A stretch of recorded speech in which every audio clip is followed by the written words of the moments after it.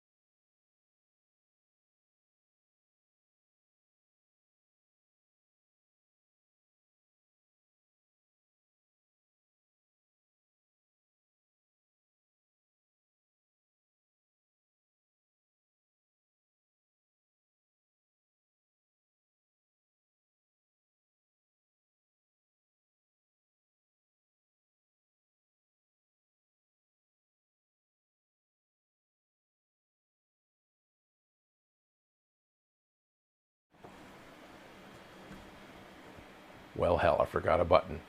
You don't do this for a couple of months and you forget. The other hard thing is I don't have a way of having audio come back.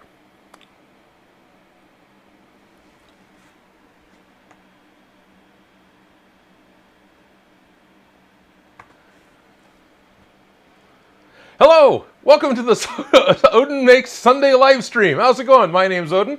I'm trying to do a test stream with a new setup I have in a new shop because I've moved to a new area. And I'm testing out how well I can do a live stream over a 5G internet connection. Thank you, Cell, because that's pretty much the best option I have in this neighborhood. One of the fun things that run into a lot in California and USA, The place I'm in now was built decades ago, and one of the things they wanted to do to beautify the neighborhood was eliminate those ugly telephone poles. So all the cables are underground, right? This is nice, great. There's no telephone poles cluttering up your skyline. You don't have, like, squirrels and rats and shoes hanging from your telephone cable, but you're stuck to what's buried in the ground. When they did it, and then later on, Comcast came back through and laid in, Comcast being a local telecommunications company, came back through and laid in some cable to be able to make sure that the houses could get cable, actual cable TV, because that wasn't there. When the neighborhood was built, all we had was electrical power and telephone power, or telephone lines, and that was it. And then the telecommunications came along in like the early 80s or mid 80s or whenever it was, and buried cable lines, so now everybody can get HBO. Great. So those are the only connections that we have here, and it's the only connections we're ever going to have here. They don't run fiber optic cable underground. They don't. They just lay it onto the telephone lines, at least in this area. And same thing, as long as people's telephones are working, the telephone companies don't care to come out and upgrade the lines. The power that I have is 50-year-old power. I've got about half, maybe a little more, of what I actually kind of need for the place. So that's going to be interesting to see if the lines in the ground are actually going to have enough power to supply the building if I merely upgrade the box in the side of the building, or do I need to look at having a new run done underground, which is something I probably can't do because of finances. But anyway, all good. So hey, hello, and welcome to my first test stream here with my cellular internet, because it's the best one I have, because there's no telephone poles and I can't get anything else running over here. But Steve Deitch was the first one here, noticing I didn't have any audio. So let me go back to chat, and I got lots of no sounds. Shop Gremlin's here. Chelsea's here as well with no sound. Everyone's telling me no sound. The problem is I have my glasses on, so I'm blind. The hair is longer. Looks good. Thank you, Schultz. Yeah, I haven't had a chance to get my hair cut.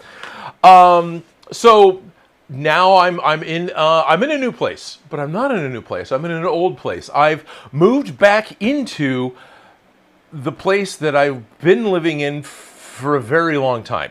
It's a very familiar place. This is where I pretty much spent my marriage, and now I don't have a marriage, and I'm back in here. It was a weird deal that was worked out. Whatever, who cares? That's all done. It's now August. All criteria required for the dissolution of the marriage, for the divorce, have been met.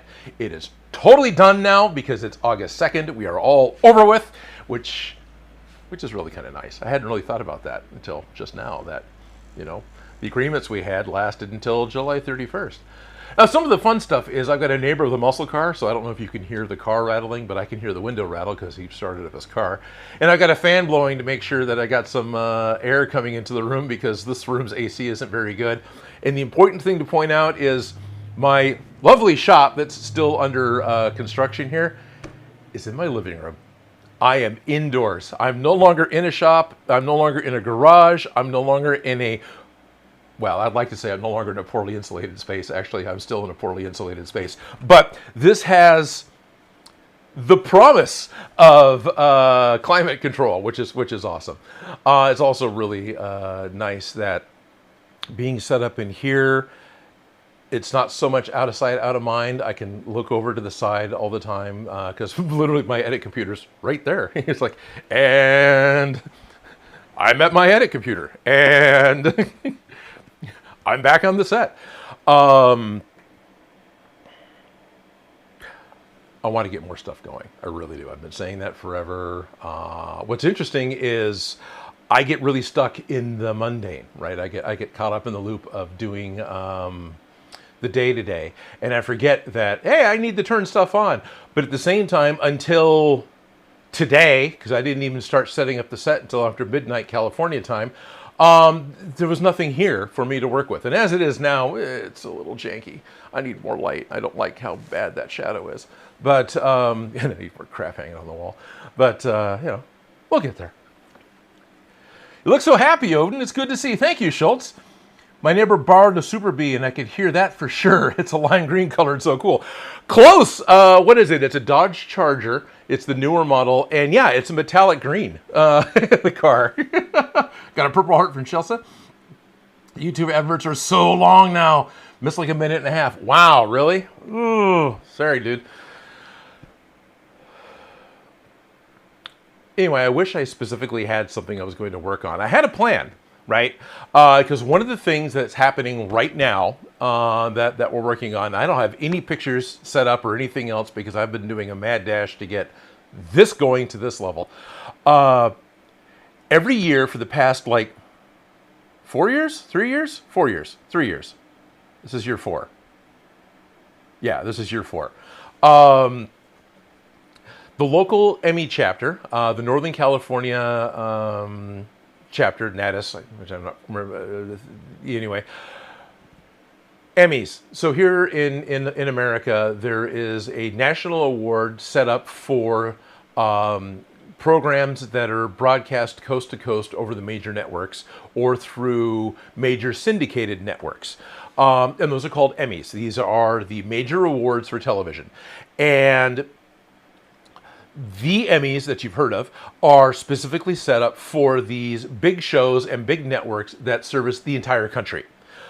Well, that was great, except that criteria eliminates local news, eliminates college television stations, and eliminates public broadcasting stations, all of whom serve communities instead of countries. Single country anyway. So this NATIS, this Northern California chapter, is one of those regional ME chapters that is specifically set up for everything in Northern California, which is still like on the map. It's like 2/3 of the state or so. It's more than just the upper half because it's like Bakersfield to Oregon border, out to Reno and out to Hawaii. All those markets are covered by this one chapter. And what they do is the same thing that the national Emmys do. They look at the shows. And since the nation is broken up into however many chapters, I don't really know. Since they're broken up into many chapters, a chapter will judge another chapter, and then you kind of rotate around. I've done this a couple of times. You go on, you have a certain number of shows you got to watch. You go on to watch 10 to 15 minutes of it, and then you rate the show on how well you think it's edited or written or whatever the criteria is you're judging for. And so you're being judged by your peers and judged by other people who have agreed to be part of the ME group. Right? So you pay your dues and you're into the club because you have to be a professional to be doing it. So I no longer qualify. But what I do qualify for is building stage props for the local Emmy Gala Awards. For 2 years that I was helping out, that was happening in San Francisco, which is about 2 hours west of Sacramento, which is where I'm at now. But for last year and this year, it's going to be happening in the Sacramento Convention Center, literally the same building that Sac Anime happens in. And so on August 21st, we get to load in the giant Emmy statues again. And as with anything that is a prop that was built and that is now 3 years old and has gone to San Francisco and back and has gone to the Sacramento Convention Center and back, these 3D printed MDF with vinyl letters and spray paint and foam need help. These things need help. So last night we were taking, Shop Grumman and I being we're taking these 8-foot Emmys that were 8 feet tall, so that you got your Emmy award that's about so tall, right? You got a big old base, you've got your goddess type of statue on it, and she's holding up a giant science ball, which I've got one right over here. But we needed to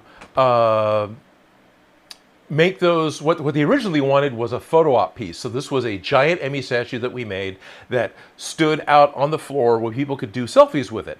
And they put their, it was the 52nd annual, or whatever, 51st, I guess at the time, Emmy Award. And the thing was a huge hit, to the point that they had to pull people off of the this photo op, 8-foot tall Emmy statue, in order to bring them into the award room, into the ceremony room, where they're going to start sharing, the actual Emmy Awards, what they're there for, what these people have paid to be there for. I mean, they paid to take pictures of this big thing too, effectively. But they paid their dues. They bought tickets to go to the gala. They traveled there. Some of them flew from Hawaii to travel there, and they're in the lobby taking pictures with the big Emmy that Shock Roman and I made with Drake's help. So here we are 4 years later. That same base is still being used. The base that we built is 4 years old. The second year, we redid the Emmy Awards themselves and went from this cake-layered foam thing into a couple of 3D printed statues. Hey, I think I've got one of mine coming in. I'd like to accept this award on behalf of my mother and everyone at the station help me. So the truth is, I've won some of these. And this is legitimately one of my Emmy Awards that I won working at the PBS station when I did. So it's Northern California area Emmy Awards. This is a real, it's a real Emmy. I've actually got 4 of these things, which is pretty cool. I'll be honest, I'm very happy about that. So the base that we made is 4 feet across. It's just shy of 2 feet tall to the top of this bump up here. Sorry, I don't have another camera set up, so you got to bear with me with only one shot. The actual, I'm calling this a goddess, right? Based off of hood ornaments from classic cars, because any hood ornament on a classic car, back when they had ornaments like the angel or whatever that's on the front of a Rolls Royce, those are typically referred to as a goddess. And so that terminology just kind of bled over into this. She's just the Emmy. I don't know if she's got a name, but since we built a base that was separate, we built the statue of the girl that was separate, and then this top thing is called, they were literally calling it a science ball, and we built one of those separate. Come on, let go. Tape. Oh, good old tape and visqueen. There we go. And her hand goes there. Where does her other hand go? Her other hand goes over here. All right, so there we are. So this is about 2 feet tall. So all told, from the floor to the top of this science ball, when this Emmy is fully put together, this is 8 feet tall. I mean, like to the inch. Shock Roman and I went through painstaking effort to make sure they asked for 8 feet. We gave them an 8-foot statue. It wasn't some like, it's close. No, it's, and they have 2 of them. So the one that's got the giant base, which has the proper name on it, that one is legitimately 8 feet tall. And then we made a secondary one that has a slightly smaller base because of budgets and also just ease of moving it around. So that base is about 50% size, but it looks great on stage. It still makes a really good stage Emmy. And then there's 2 different qualities of the goddess portion that we did. We did one that was ABS, did a full vapor bath on her, smoothed her all out, glued her all together. So she looks really close to this. Not quite as shiny, but we're going to try and fix that this year. We've got a couple weeks. The other one, we actually printed first, and the attempt was to print it with a metallic filament, which meant we couldn't do a lot of finishing to it. So, and she's very polygonal. She's got a lot of polygons you can see. She's not as smoothed out. But she works really well on stage, even, in my opinion, in that rough state, because she's not that rough. She still looks really good, but you can see, I'm jumping around, the original model that we used was, if we were to print it, would have been about that big, right? So not even as tall as the science ball here. It was a low poly version of the award that you could use to make television graphics for doing a lower third to talk about how your station won an Emmy. That was literally what it was made for, but it was the only one that was the regional Emmy design that we could find, and it was really hard to find any designs because this is a copyrighted statue, to the point that on the bottom it even still talks about how the Emmy statuette is property and all rights are reserved to the Academy of Television Arts and Sciences, National Academy.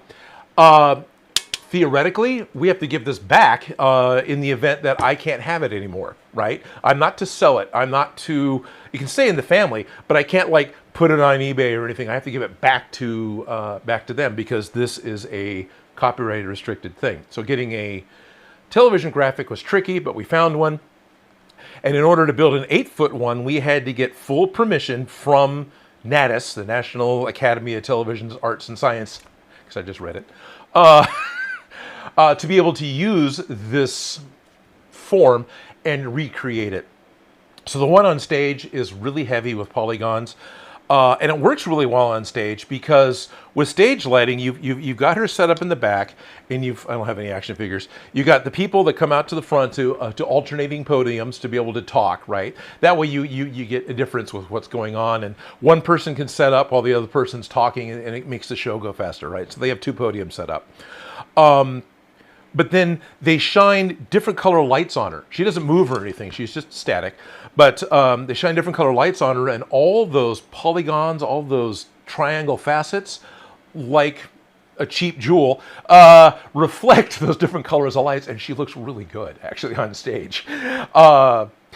So that particular statue, the wings broke off. It's really funny to look at this because it seems like our wings are short, but I guess they're not. No, that's right. I was moving around. They were laying down last night. Yeah, they're the same width as hand. That's right. But it's funny to look at like this. It seems like the wings are longer.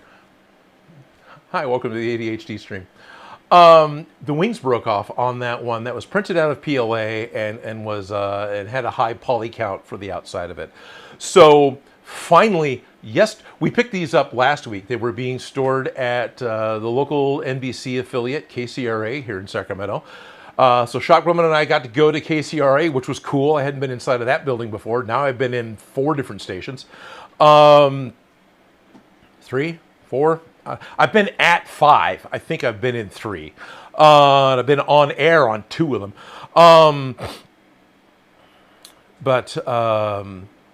We finally went down and picked up the statues, picked up the smaller base, picked up the surviving science ball. I got to make another one of those things. And then picked up the parts to the broken because it's been 2 years. There was nothing done to them last year. It was very last minute that I got called in to help set these things up, and I did some quick surgery to fix one of the wings at least with super glue.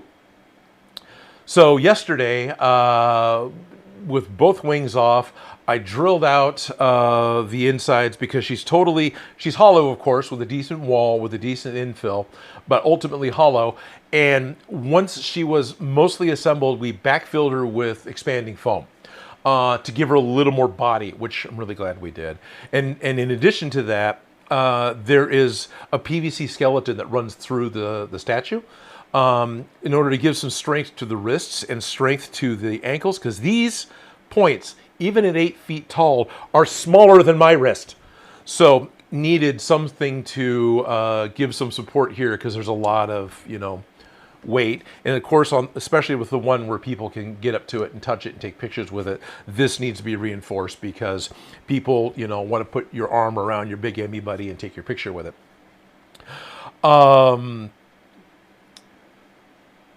So I ended up drilling out and clearing out some of the expanded foam that was inside of both of the broken wings.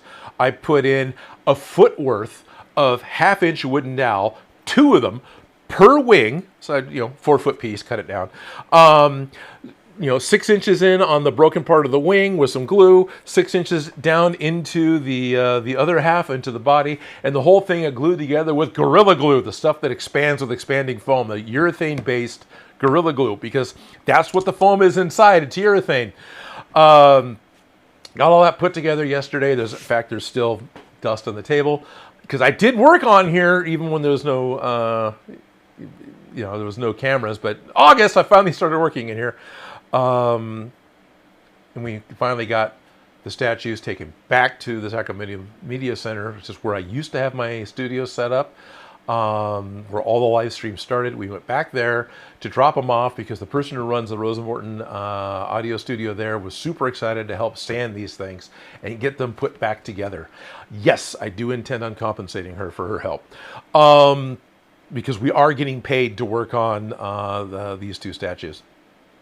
So all that finally got out of this room last night. All that finally started happening. We're going to be heading back over to the Sacramento Media Center tomorrow night after I get home from work, from my day job, in order to give her a hand with doing more putty work. What has happened over the past couple of years, even though we did a vapor bath on the ABS one, and it did a really good job of smoothing out the outside and eliminating the layer lines, it only really affected the outer millimeter, right? It didn't turn the entire print into goo that then re-solidified in the right shape. It just melted the surface. Lost a little bit of detail. She kind of ended up looking like, before she got painted, the individual pieces looked like antique glass, which is really kind of cool. But it works really well for her scale. And so I think over the 2 years of her either sitting in the first organizer's garage or being moved around the television station a couple of times before she landed in the attic, which is climate controlled, it was not hot up there, there's been some layer separation. So she's got a lot of layer lines along her face. There's a lot running down down her skirt. She's got some cracks in her arms, and that's the ABS one. But that's all she's got. So putty work will take care of this. And then the PLA one, of course, the wings broke off. She's got some really bad cracks in her biceps, and same type of thing. You know, at this point, the wings are glued back on. Nothing else feels critical, right? Of course, everything else has got a PVC pipe running through it to help hold it together too. So I'm pretty sure at this point, both of the statues as well as the smaller base just need to be sanded, puttied, and repainted, which we've recently done working with the droid, so not too worried about having to get that done. So the big piece that I need to work on is making another science ball, and I'll be starting that this week. Not tomorrow, but this week. I'll start probably cutting strips of styrene and gluing together another science ball. The one I have over here is actually made from Sintra, right, which is a foamed PVC board. Sintra is a brand name. This is not the brand name Sintra. This is just a generic foamed PVC board. But if I move it around, you guys may not notice there are points where it's stressed a little more than it should be, and it's not as round as it should be, which is okay because the actual trophy isn't perfectly round either. Justifications I give myself. But I need to cut a series of 1 inch wide, like styrene strips, make my wagon wheels, glue them together. And there's 4 of them, right? Is that how many? 1, 2, 3, 4, yeah. And glue them all together. Have to make it so they kind of nest a little bit. Like I got to make a couple of different sizes. They can't all be the same size or it stretches and deforms the ball even more. And then, this is what I was thinking about doing today but failed to set up. These are cat toys. So the atoms that are running around inside of the science ball are cat toys covered with a smooth-on product. Epsilon, I think it's called. It's a urethane made specifically for covering styrofoam. So it works well for EVA foam, and it gives it a nice hard shell. And they're literally just cat toys. And it wasn't just convenient and fun to use cat toys. It actually scaled pretty much exactly right. I think these might be a tad big or a tad small, but they're in the ballpark of right, which made me happy. So yeah, that's the immediate thing. The ME load-in is August 21st, so I've got until the 21st, so not quite 3 weeks to get this done. That's an acceptable amount of time. I just actually have to do it. But I'm getting paid. Hey, I got a chat. 5th advert since I started. I'm sorry, Steve. No sound, no sound. Hello. Okay, good. Build the shop back together. Yes, 5th advert. I'm on round 2 of ads, says Schultz. Cornhole 101. Right. So the last time, Shopground and I have helped out with the Emmys for 3 years now. This is going to be year 4. The first 2 years with both in San Francisco, and both of those years we got to go as well because we had to take the statues all the way down to San Francisco, and set them up in the hotel. And then they were nice enough to put us up in a hotel and allow us to actually attend the ceremony, which feeds us dinner, and we get to mill about. And I get to see a lot of people that I've known from when I was working in the television industry, which was really cool. And Shop Gremlin and Joyce Mitchell, which was the producer for the show for this Emmy. So Joyce and I, because of her, I won this one. Actually, 2 of the Emmys I won were working with Joyce. And she used to work at KCRA way back in the day, back when everything was filled full of cigarette smoke, that long ago. Anyway, I get to see her and hang out with her, which is great. So I get to sit at the table that has all the like support Natus people, which is pretty cool, right? So I get to see all these people that I know, people from the PBS station, Joyce's husband, who's really awesome, and then some of the guests that Joyce bring, who are also really cool. So it was a good station. And the last year we went was great because another reporter showed up because she was nominated, and it was awesome because she just muscled her way in. It's like, I'm sitting at this table.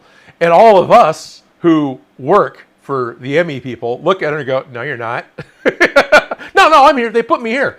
No, you're not. See that guy over there? He organized this and was in charge of the seating chart. No, you're not. She won because, we gave up. And it became fun for Joyce to keep needling her and keep, pointing out the wrong things that she's saying. But she was there because she was nominated, so her words, she was there to pick up her award. All of us looked at each other and went, uh-huh. Yeah, she didn't win. Not at all. And then also, that was the year that they announced that the awards were going to move from San Francisco to Sacramento. And as soon as that announcement came out, which was before she found out she didn't win, she was on her phone with her whoever, the guy in charge, pissed that they were going to have to go all the way to Sacramento to... I'm sorry, ma'am. There are people here who came from Honolulu. All the way to Sacramento. It's 2 hours in car on the U.S. interstate. Easy. It's like 100 miles. This is not a big deal with the U.S. interstate system. Freeway system. Anyway, yeah, so as soon as she didn't win, she split. And she was pretty early on, like not even halfway through the ceremony. Her thing came up, she perked up, someone else won, she left. But Cornhole 101, what was fun with that particular year, there was one show that kept coming up. And it was a little documentary all about cornhole. And it was Cornhole 101. And that was literally the way the announcer kept saying it.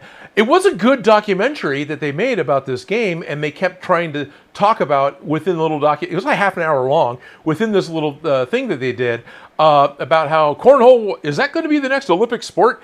And it goes on about the history of it and everything else. We didn't see the whole thing at the awards, but stuff kept coming up and clips kept getting played. It was done for story, for producer, for editing, and it won like 5 awards or something. It was crazy. It kept coming up. It was nominated for a ton of them. So at this point, anytime we ever see any cornhole board anywhere, Chakram and I look at it, look at each other. Cornhole 101. Is it the next Olympic sport? Emmys are fun. So the best part about going to the Emmy, what is it like to go to an award ceremony like this? What is it like to go to something that is a private event, that is a club event? You have to be a paying dues member of this club who is collecting people specifically from a particular industry, which YouTube does not qualify for. You must be broadcast in some way, right? What's it like to go to a big gala event like this? It is exactly like going to prom, but with an open bar.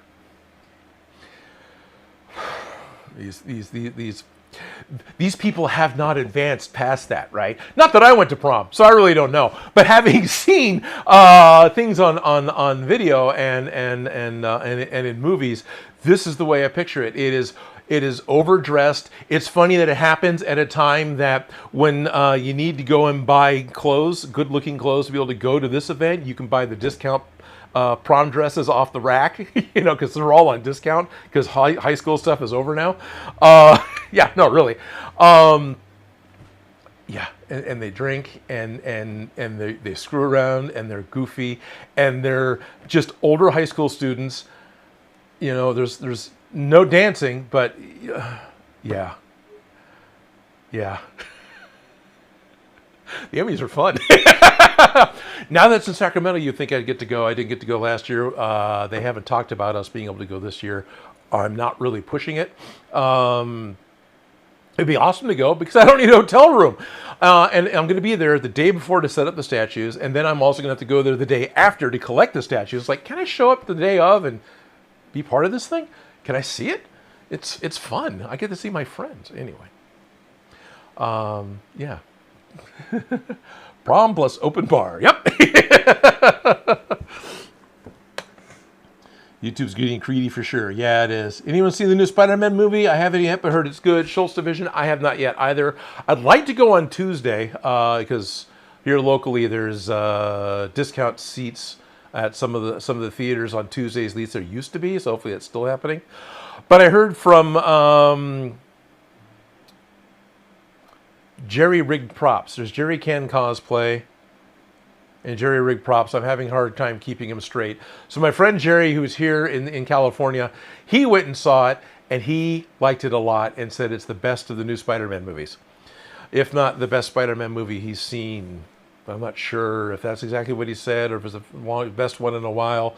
So anyway, he said it's the best of the four, which is great. I want to see it. This is one I want to see in the theater. I've missed a lot of theatrical movies, but that one I want to see.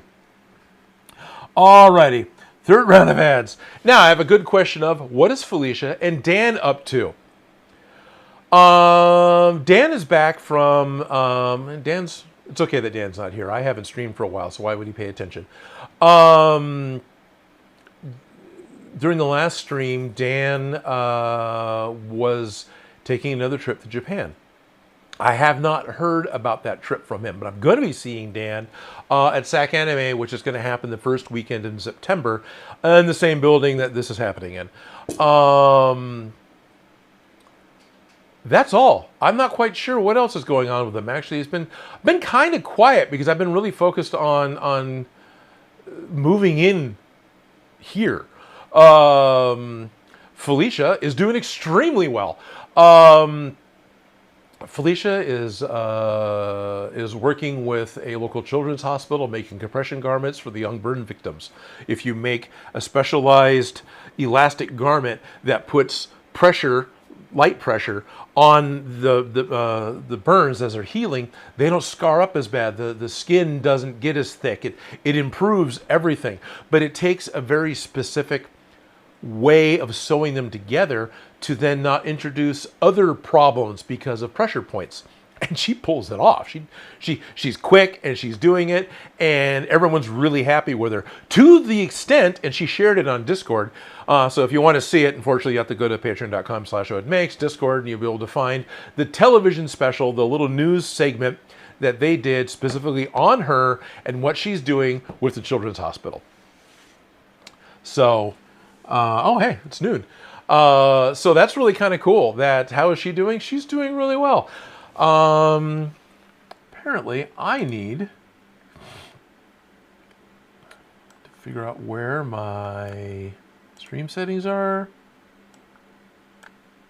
Edit. Trying to go live. Visibility. Public. Done. Save. Oh, actually, I usually put this into a playlist so it can get found, too. Playlist. Live streams. Good enough. Done. Save. Alrighty. Back to having that. And we're back to this. And there we are. Which channel? Didn't see that, but that is so cool. Schultz Division. So it's on the Discord. Which channel in Discord? She posted the link, right? Because they put the segment. She was going to run on like the 11 o'clock news, but something happened, and she was a feel-good story instead of a death and carnage story. So her little segment, her little story got pushed a little. That is not meant to be derogatory. It was like a 3-minute segment, which is huge for the news. but that was moved to the next afternoon's broadcast. But there is a link for it.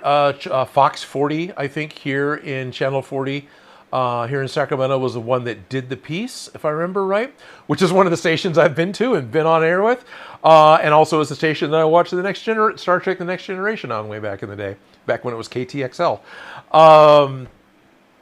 But that's the call letters. Does that make sense to everybody? Like I say KCRA because that's the call letters for the Channel 3. It's, there's radio stations do it all the time. There's a television show from the United States called WKRP in Cincinnati. And that WKRP is the 4-letter call letters for that radio station. And it starts with a W as opposed to all the ones out here starting with a K, because they separated them at the Rockies because the radio signals weren't really going over the Rocky Mountains at the time. So everything east of the Rockies starts with a W. Everything west of the Rockies starts with a K. And I'm making these hand gestures as if I'm looking at a map, and which makes me think that from your point of view, I've probably got the hand gestures going backwards, whatever. So television stations follow the same format, and they have call letters as well. I work for the PBS station, that's KVIE. I used to watch Next Generation on KTXL. And then there was another station that I watched all the time when I was young and living in the Bay Area, down near San Francisco, called KTVU. Anyway, all these things. Yeah, fun, stupid stuff you remember from being a long time ago.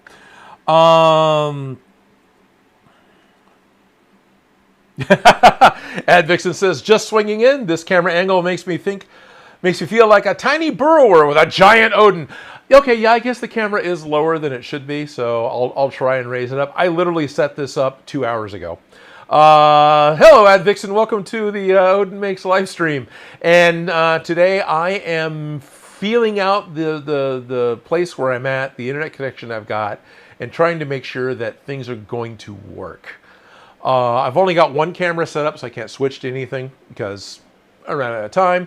I spent a good amount of time last night just putting a couple of lights up. I want a couple more lights because I don't like this shadow back here.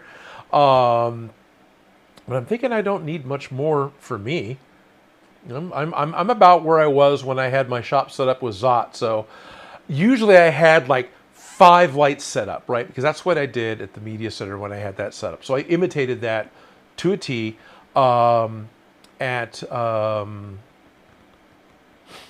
the last shop that I had, at the house that I was renting. And I can see probably needing more light on the workspace, because when I get that camera angle set up to be able to look down when I'm working on something, this looks a little dark to me. Now I might be able to just lighten the camera, right? Because it's got a good amount of light. But anyway, so yeah, I'm gonna have to raise the camera up and get it more up to here, because right now I am looking down, huh? I mean, I can walk over and do it live if you want. Brownie XC69 says, hello Brownie. Smiling 69, so is that XD or is that the big squinty eyes smiling? Yes, and Guddleop, yes, Guddleop Gentry. Hello, Guddleop. Says that the best radio Thanksgiving show ever was the particular episode from WKRP. So the whole premise of WKRP, I'll try and keep this short for those of you who don't know, it's the antics of this 1970s, this is when the show was out, radio station. So there's no internet, right, and so on and so forth. You've got the 6 or 7 dysfunctional people who run a radio station, which is pretty accurate, especially for the time. And you have the guy who's in charge, and you have Les Nessman, the main news commentator, who thinks much bigger of himself than he is. Great characters, all of them. So the station manager decides they want to do a great turkey giveaway. Here comes Thanksgiving, and they coordinate with a helicopter to give out Thanksgiving turkeys. Yeah, a helicopter. So they got these birds, and they figured they would fly over downtown Cincinnati, and they would take these birds and chuck them out the helicopter, and they would fly to the ground, and people would be able to get free turkeys. Okay, turkeys don't really want to be caught, for one, right? They're gonna lash out. That's not gonna. But that wasn't part of the story. No, the important part of the story, and all you see, because the TV show didn't have the budget to show the helicopter or get a bunch of turkeys, there was no special effects at the time that could pull this off on a television schedule. So the camera is 100% on Les, as he's got his recorder and he's talking about it, live, because he's going out live news feed about, all right, and here comes a helicopter, and here comes a great turkey giveaway, and there's a little speck. There's another speck. They're turkeys. There's turkeys coming out of the helicopter, but they're falling really fast. Why are they falling? Oh my God. Oh, they're plummeting to the ground. They're smashing through windshields. People are running for their lives. Turkeys can't fly, right? So they just, these 20-pound meat bombs are being dropped out of the helicopter. And it's all from the point of view of the newsman who's there on site watching it all. And then finally, you cut back to the station. Les Nessman, the newsman, is traumatized.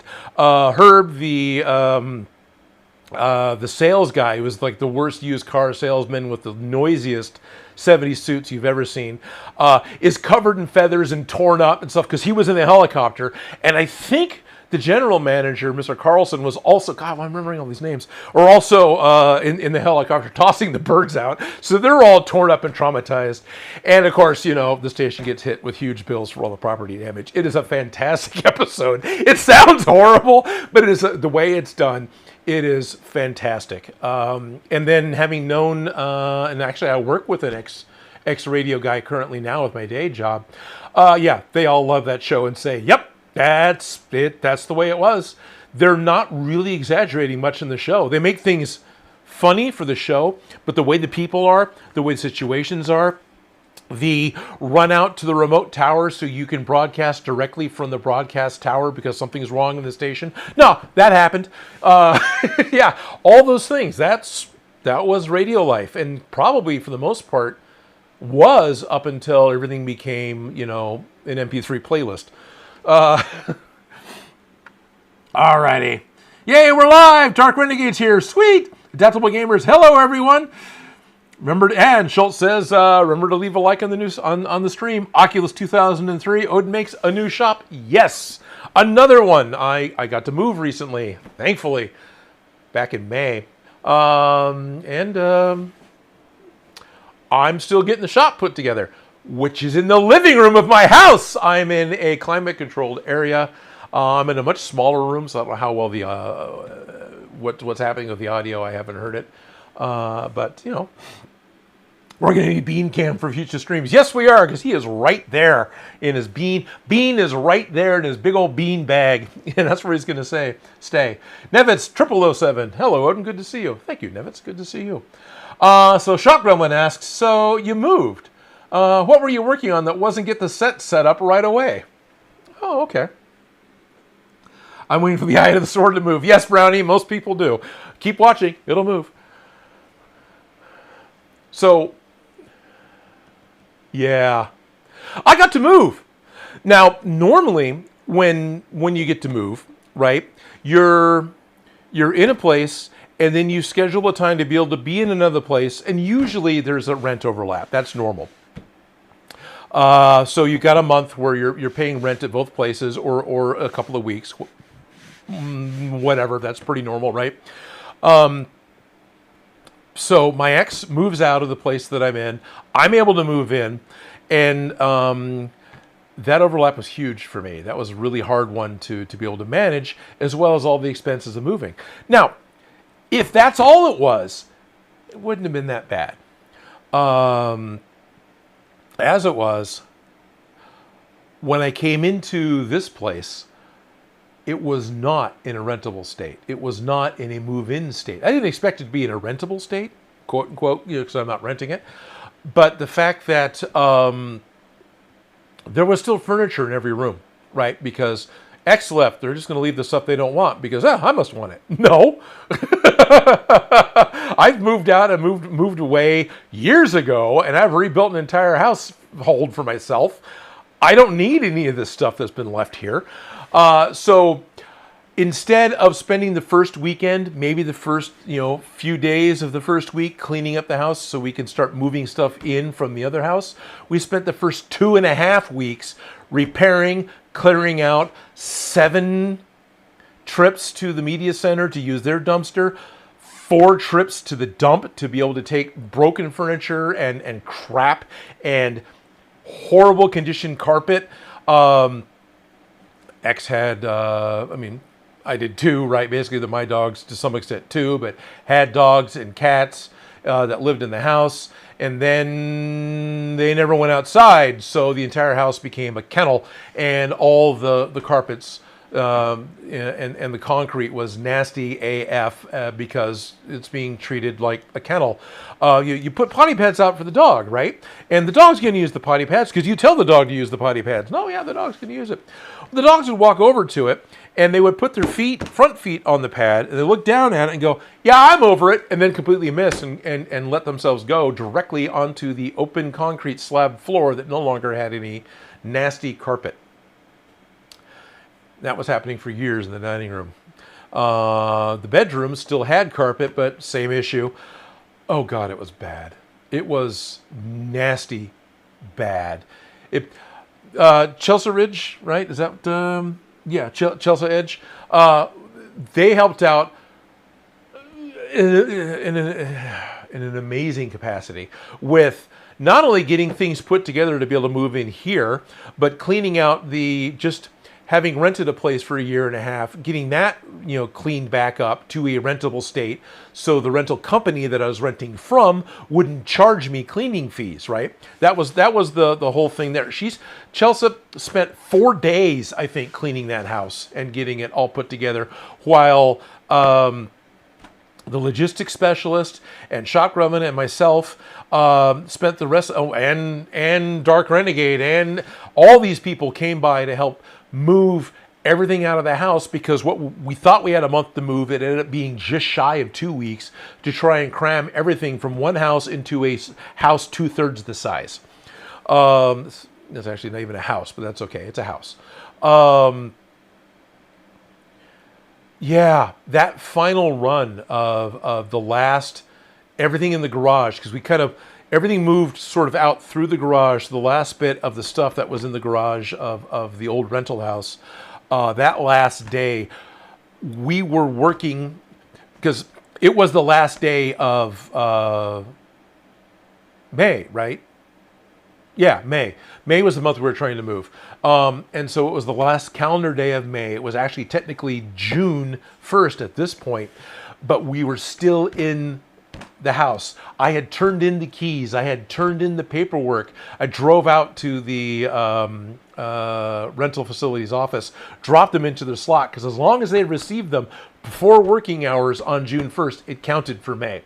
And since May happened to end on a Sunday, that kind of gave us the I guess if May ended on Saturday and June 1st was Sunday, that would give it as a bonus day, but whatever. We had that weekend still. Yeah,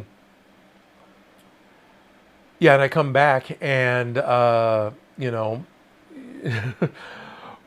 last of everything gets loaded up, and we actually start to try to haul. We've loaded up Treg's trailer. Treg the Viking has got a trailer nice enough to loan to us to be able to use for all this process. We overloaded that poor trailer, and finally in the daylight, before I start to move, I walk around to what would be the driver's side of the trailer, and the fender of the trailer is on the tire because it is overloaded, which means that if we start driving, it would be not only like having the brakes on the tire, but there's a little bolt that goes through the fender that attaches one of the running lights, and that bolt is on the tire, and that's going to cut a groove and ruin the tire. So we had to unload the trailer back into the driveway while the gardeners show up, the guys that show up to do the lawn mowing and hedge trimming and everything else. These guys would show up every Monday morning and take care of the outside of the house, which was great. I really appreciated having that. Paid for it. It was part of the rent. But, anyway, they show up. It's like, moving, huh? It's like, yep. And we had to unload the trailer back into the driveway, had to run a trailer load to the house, And then Shop Gremlin and Chelsea Edge ended up sitting in the driveway with this abandoned crap. And then logistics specialist and I came back with empty trucks and an empty trailer to load up the last of the stuff.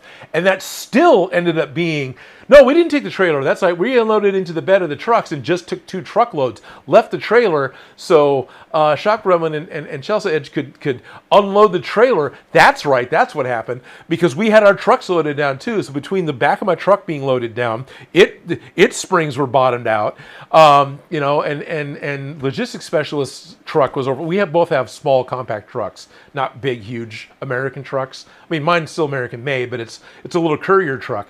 And they were both way overloaded. So we come back and redistribute the weight and get everything pretty much kosher, but it's still a bit heavy because my toolbox is in there. I've got the black toolbox. You may have seen in some of the shots at some point, but it's about so tall. It's a big, multi-drawer toolbox. Why unload it? It's boxes as it is. It's on wheels. We just push it on the trailer. Yeah, that was kind of overloading the poor trailer. So we ended up driving the back roads. Up till now, it's always been on the freeway, and it was a 45-minute freeway drive to go from where we were to where we moved to. Now I get to go up back roads and avoid the freeway, so I don't have to drive freeway speeds with this overloaded trailer. That was nerve-wracking. But we got here. We got it mostly unloaded. That trailer with that stuff sat loaded for the entire month of June. The trailer became a shed in the driveway full of stuff that I needed to be able to do the live stream. The live stream box, some of the cables, all the other cameras, a lot of the pieces that I needed were loaded in the bottom drawers of that tool chest, because those 2 bottom drawers is where I kept my video gear. So it was loaded up. Plus the room was not really set up yet. It needed a little bit of work, but it wasn't the priority. Why? Why wasn't the set the priority? I needed the live stream. Because the kitchen, when my ex moved out, the kitchen was in such a state. The kitchen sucked from the very beginning. Whoever designed this place that I'm currently living in was an architectural student who made sure that all the things on the list that they needed to put into a house that was built in the 70s was accommodated for by looking down on a drawing that was done with pencil and paper. Because at the time that this house was designed, you sat at a drafting table with rulers and pencils and whatever else. You couldn't do CAD. You had to do math to do a rendering to be able to see stuff. And I doubt this housing tract, because there's a lot of identical buildings, they bothered to do the math to do that kind of a rendering. Computers do it now, but believe it or not, humans used to do it. And they called it a rendering then too. And so the kitchen in the 70s, you always wanted this bar. So you would have a bar that came out with bar stools at it so people could sit at the bar and talk to the person who's working in the kitchen. And you had this spot where you could put out your fondue and whatever else that was all super 70s to be able to have your lovely thing. So you got a square set up for your kitchen. And if you look down on it, you came in from the side because the bar of the counter came out almost all the way across the front. So it becomes this like backwards L where you walk in the bottom leg of the L, then you turn and go into this galley-sized kitchen. A galley is a kitchen in a boat, and those things are tiny. And the best way to describe it, this was Zot's words, it was a one-butt kitchen. This kitchen could function with 1 butt in it. As soon as you put a second butt in that kitchen, you couldn't do anything. And then worst of all, looking down on the paper drawing, right? You had, when you walked in, if this was the counter, you had your sink here, you had your dishwasher here, and you had your stove over here, which meant you couldn't stand at the sink and open up the dishwasher at the same time, because when the door opened up, it blocked the sink off. You had a spot just slightly wider than my calf. I could put 1 foot in order to reach over everything to be able to load the dishwasher. And then if you needed to do something with the stove, you were either opening up the stove and trapped in a little space between the sink and the stove, or you were in front of the refrigerator trying to work on the stove off of this counter. Of course, it was all that lovely, almond color, which looks more like young human excrement. That lovely, super color. So the design of the kitchen was horrible. The design of the cabinets were ugly because just outdated and totally not anyone's. And then on top of that, it didn't look like they ever bothered to clean it. It wasn't that they didn't clean it before they moved out. It didn't look like they ever bothered to clean it. We ended up pulling the oven out to take it to the dump because we cooked one thing in the oven. A frozen lasagna. The oven ruined the flavor of a frozen lasagna. One of the most forgiving things you can cook in an oven outside of a frozen pizza is, and it was like, does this taste funny to you? Yeah, this tastes funny. And when everything gets pulled out, the amount of grease and dripping and nasty and everything on the walls and everything else, the best way I can describe the way this kitchen looked. If you've seen the movie Seven, the beginning of the movie where you're dealing with the victim who was the gluttony sin, that kitchen was a little dirtier. It wasn't quite that bad, but yeah. So during move-in, while moving in, Treg and I would be in the kitchen literally ripping everything out. The driveway filled up with trash and rubble. Meanwhile, Chelsea and logistics specialist and shop grillman are running stuff back and forth while we're trying to tear out this kitchen because, oh my God, it's horrible. And so for all the month of June, we now have a kitchen that is literally studs. There isn't even drywall anymore. It's torn down to the studs. You can see the electrical wires everywhere. And we're having to rebuild the kitchen. Now, what's nice is the codes, the building codes here in the area where I'm living. We didn't need a permit to do that, which is amazing. You need a permit to redo a kitchen if you add electrical, if you remove electrical, if you move electrical. So one is remove, one is move, or if you add or move plumbing. We didn't do any of that. We just took it down the drywall, put new drywall in, put new appliances in, connecting to the same connectors. They didn't go in the same spot, but connecting to the same connectors. And then through IKEA, bought a bunch of cabinets and stuff and set it all up. And so we were actually able to, because on paper, it's still going to be the same as it's always been, right? The oven's still on the same wall. The sink is still attached to the same plumbing. Nothing changed. So legally, we were okay to do that, which was amazing. Thank you, Shop Gremlin, for looking up those rules. So we spent a lot of time, and thank you, Chelsea, for getting the deposit back. When you rent a property, you have to give them a security deposit versus damage and cleaning and stuff that the rental owners may have to do when you move out of the house. The 4 days that Chelsea Edge, keep shortening her name, sorry, that Chelsea Edge spent, because it's something that they used to do professionally, apparently. I love my ADHD friends who've got like the craziest collection of skills and job sets. They came in and cleaned this place to the point that out of the security deposit, the only thing that they kept was having the carpets professionally cleaned by a truck-mounted carpet cleaner, which was specifically written in the agreement. And I had called the agency beforehand saying, hey, I just realized this because I'm actually looking at what I need to clean up now. I don't know if I've got time to schedule this because I basically have to have them come out on Sunday and do it, right? Very last minute. ADHD. And they said, don't worry, that's not a big deal. We'll just take it out of the security deposit. Thank you for letting me know beforehand. It's like, cool.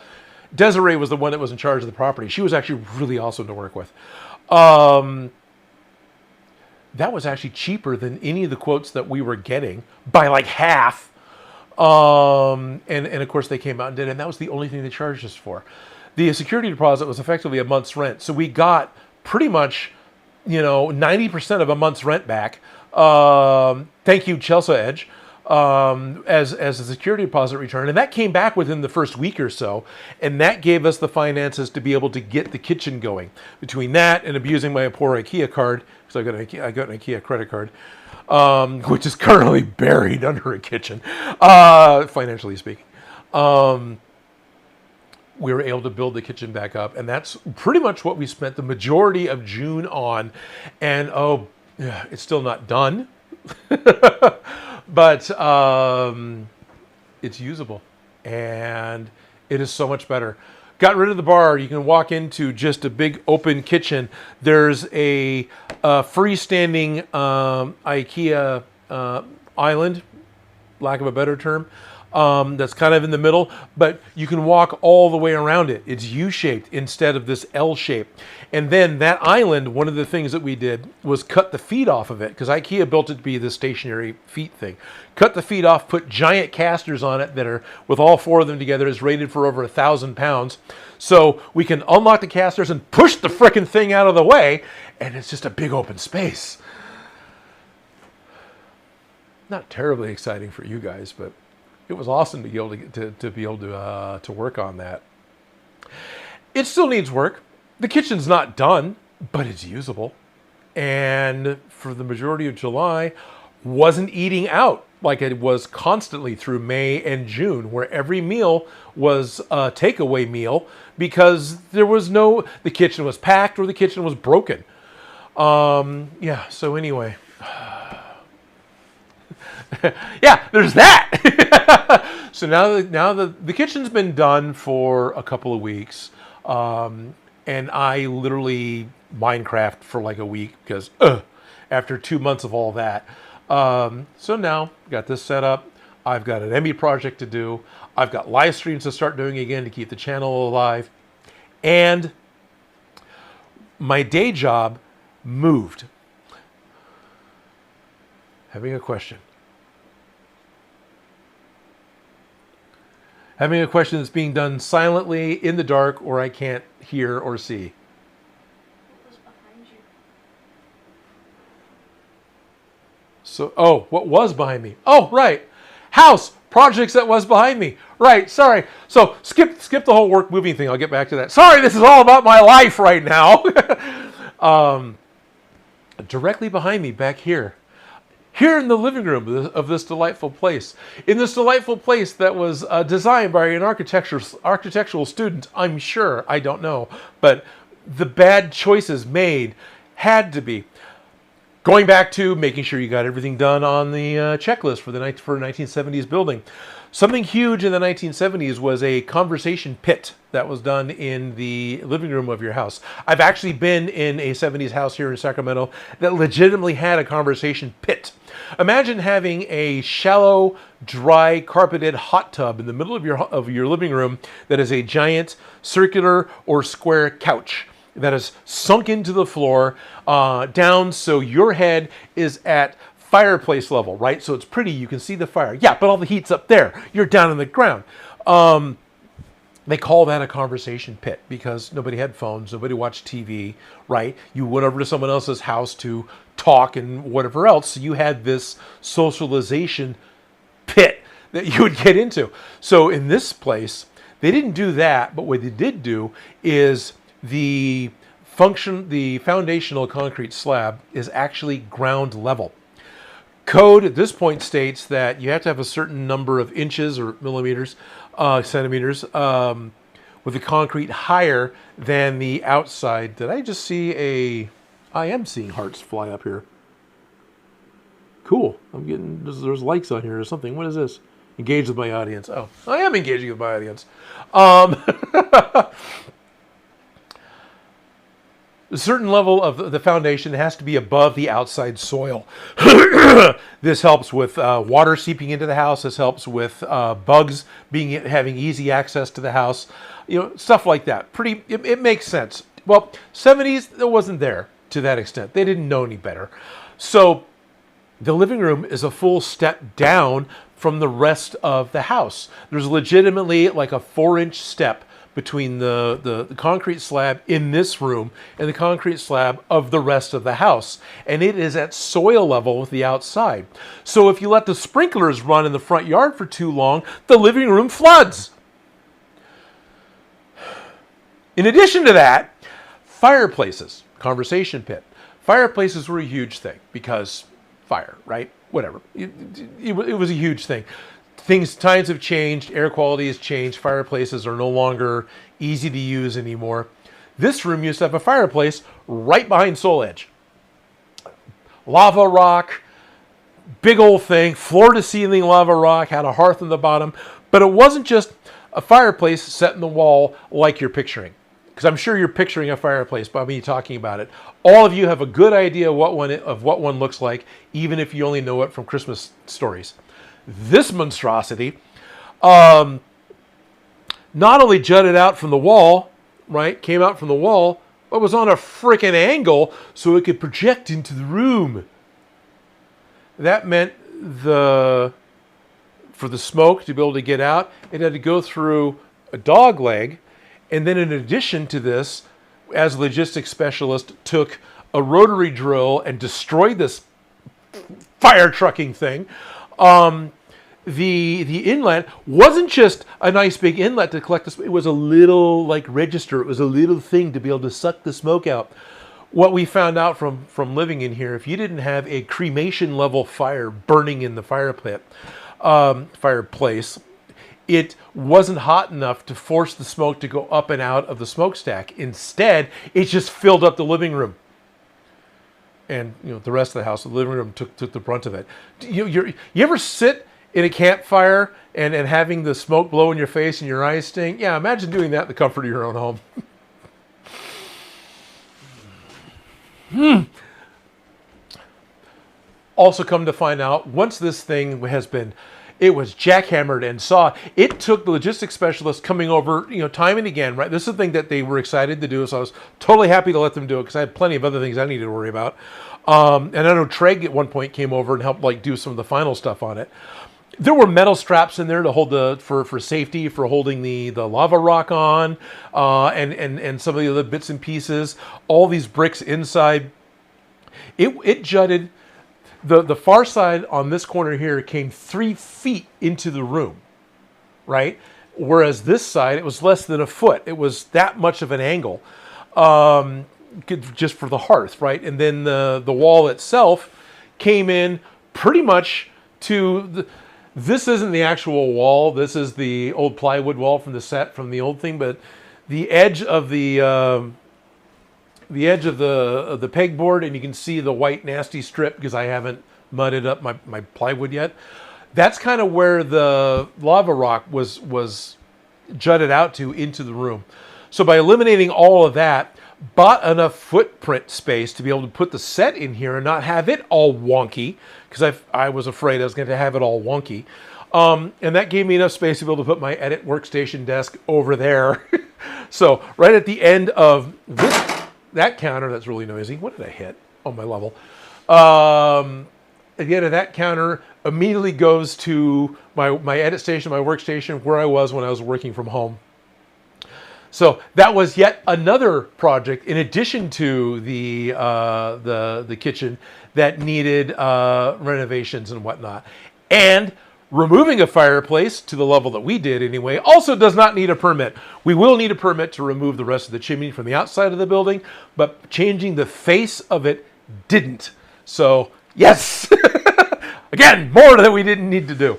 So that's all removed. Right behind the plywood that's right behind Soul Edge is a little bit of styrofoam for insulation, and the hole that used to be the inside guts of the fireplace.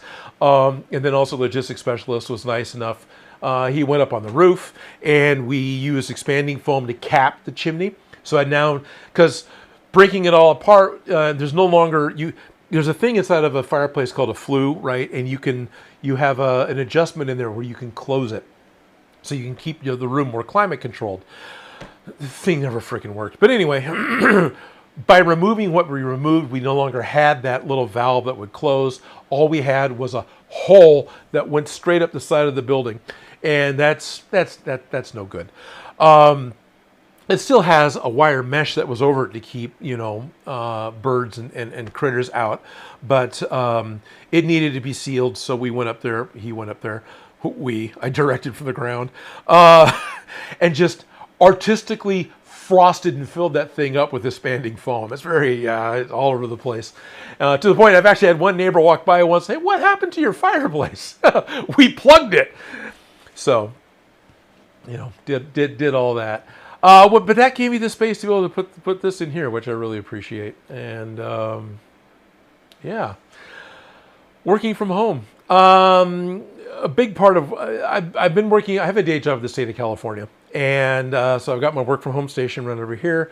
But in July, the rules changed from us because of COVID. Everyone got to work from home. That used to be a really huge special perk that certain people would get, especially management, pre-COVID. But once nobody could go to the workspace anymore, everybody had to go remote. And I came in after that. I started working with the Department of Water Resources when they were still having to go in just 1 day a week, right? So it was 4 days a week, work from home. 1 day a week, everyone goes in the office. You're able to connect. You're able to whatever, right? And most of us didn't really complain because 1 versus 4 is pretty freaking acceptable, right? That was awesome. A year later, they decided now it needs to be 2 days a week. Okay, so now we're going in 2 days a week. Grumble, grumble, grumble. But okay, fine. Still 3 versus 2. This past July, it is now 4 days in office, 1 day out of office, and the governor had said such a wonderful faux pas. Let's slip his opinion of it. You guys will still have your 1 day off a week. Well, you don't have to go into the office. Oh, wait a minute. That's a day off? I thought I was supposed to be working that day. Hey, can I have that in writing that I get a 3-day weekend? Because you know what? If I have to go into office 4 days a week and my exchange instead of 1 day of work from home and a weekend is I get a 3-day weekend, done. I will not complain about that. That's not what's happening. At least I get to choose which day. So I'm going to be working from home on Friday because last thing I want to do is fight traffic in order to get home in time to load up the truck to go set up at Stockton or something. So I'm going to be, taking Fridays off. But our facility moved to downtown and is now almost across the street from Department of Water Resources. In fact, the building that I'm in now was renovated over the past few years. They started doing this while I worked for Water Resources. And it is the building that Water Resources used to be in, which is cool. So all my Water Resources friends came over to visit not too long ago to look at what happened to the new building. Apparently they were on the second floor, which is now like a cafeteria. Effectively, it's not, but kind of is. So their whole area where they used to be, the corner they used to be, is now like this sort of a pseudo honor system convenience store with a lot of seating for people from all over the building to come down and be able to have lunch, and an open balcony where you can overlook the light rail station that's outside because that's what you want to go have a view of. So that was really kind of fun. But I got to talk to them, and they agreed to let me have some of the footage that I shot while I was with them to be able to use into making a video of some of the things that I've done over the past couple of years, because I haven't put videos out for a little while, but I've been doing things like working on giant Emmys, working on weird projects with the Department of Water Resources involving drones. I got a license to be able to fly a drone, and one of the projects was making a specialized mount to be able to take a basketball-sized 360 camera, hang it from the bottom of an octocopter drone. This is one that can handle a 25-pound payload. The engineers of the Water Resources uses it with a LiDAR system to be able to map out what's going on under the ground. They were in process of retiring the drone, but it was still being used. So they had no problems with us reworking the mounting system to be able to do this telescoping mount. So this basketball 360 camera could drop down below the table legs that this drone would land on, right? The way the drone, by the way, is legitimately called a BFD. The company doesn't tell us what that stands for, but it's a BFD drone. Anyway, it lands on these 18-inch long carbon fiber legs. So you have space to hang your whatever you want to put underneath it, right? The company that made the drone made it to make it usable for different industries. You could put a big camera on it, you put the LiDAR on it. They did some other resonance imaging with it when the engineers are using it. So, but the 360 camera could see the landing gear all the way around it because of where it was. So I had to make a telescoping system that would drop the camera down 2 feet, which really messed with the center of gravity on this poor drone, in order to get a clear 360 shot. And the proposal was to do flights down the California aqueduct system, which starts a little north of Sacramento and runs water all the way down to LA. In fact, there's like huge pumps that take it up and over the mountains that separates LA from Northern California. Bakersfield, Northern California, you just do it in half. It's more like, Stockton is the halfway point, maybe a little south of that, not all the way down to the Grapevine. Anyway, the proposal was to do a full 360 tour of all the aqueduct. That never happened for whatever reason, but we did get footage of flying over the spillway from the Oroville Dam. This is the one that had, you might have heard of the Oroville Dam. It had its spillway had major erosion damage back in 2019, 2017, somewhere in there. 2016, that's when it was. So it had storm damage and it cracked. And the Oroville Dam is an earthen dam, and there was actually a scare not being able to let water out of Lake Oroville, of the dam overtopping because the amount of rain was going to overfill the dam. And if it did that, the emergency spillway wasn't designed well enough to be able to handle the amount of water coming in without also using the spillway. Like the two things in conjunction could handle it.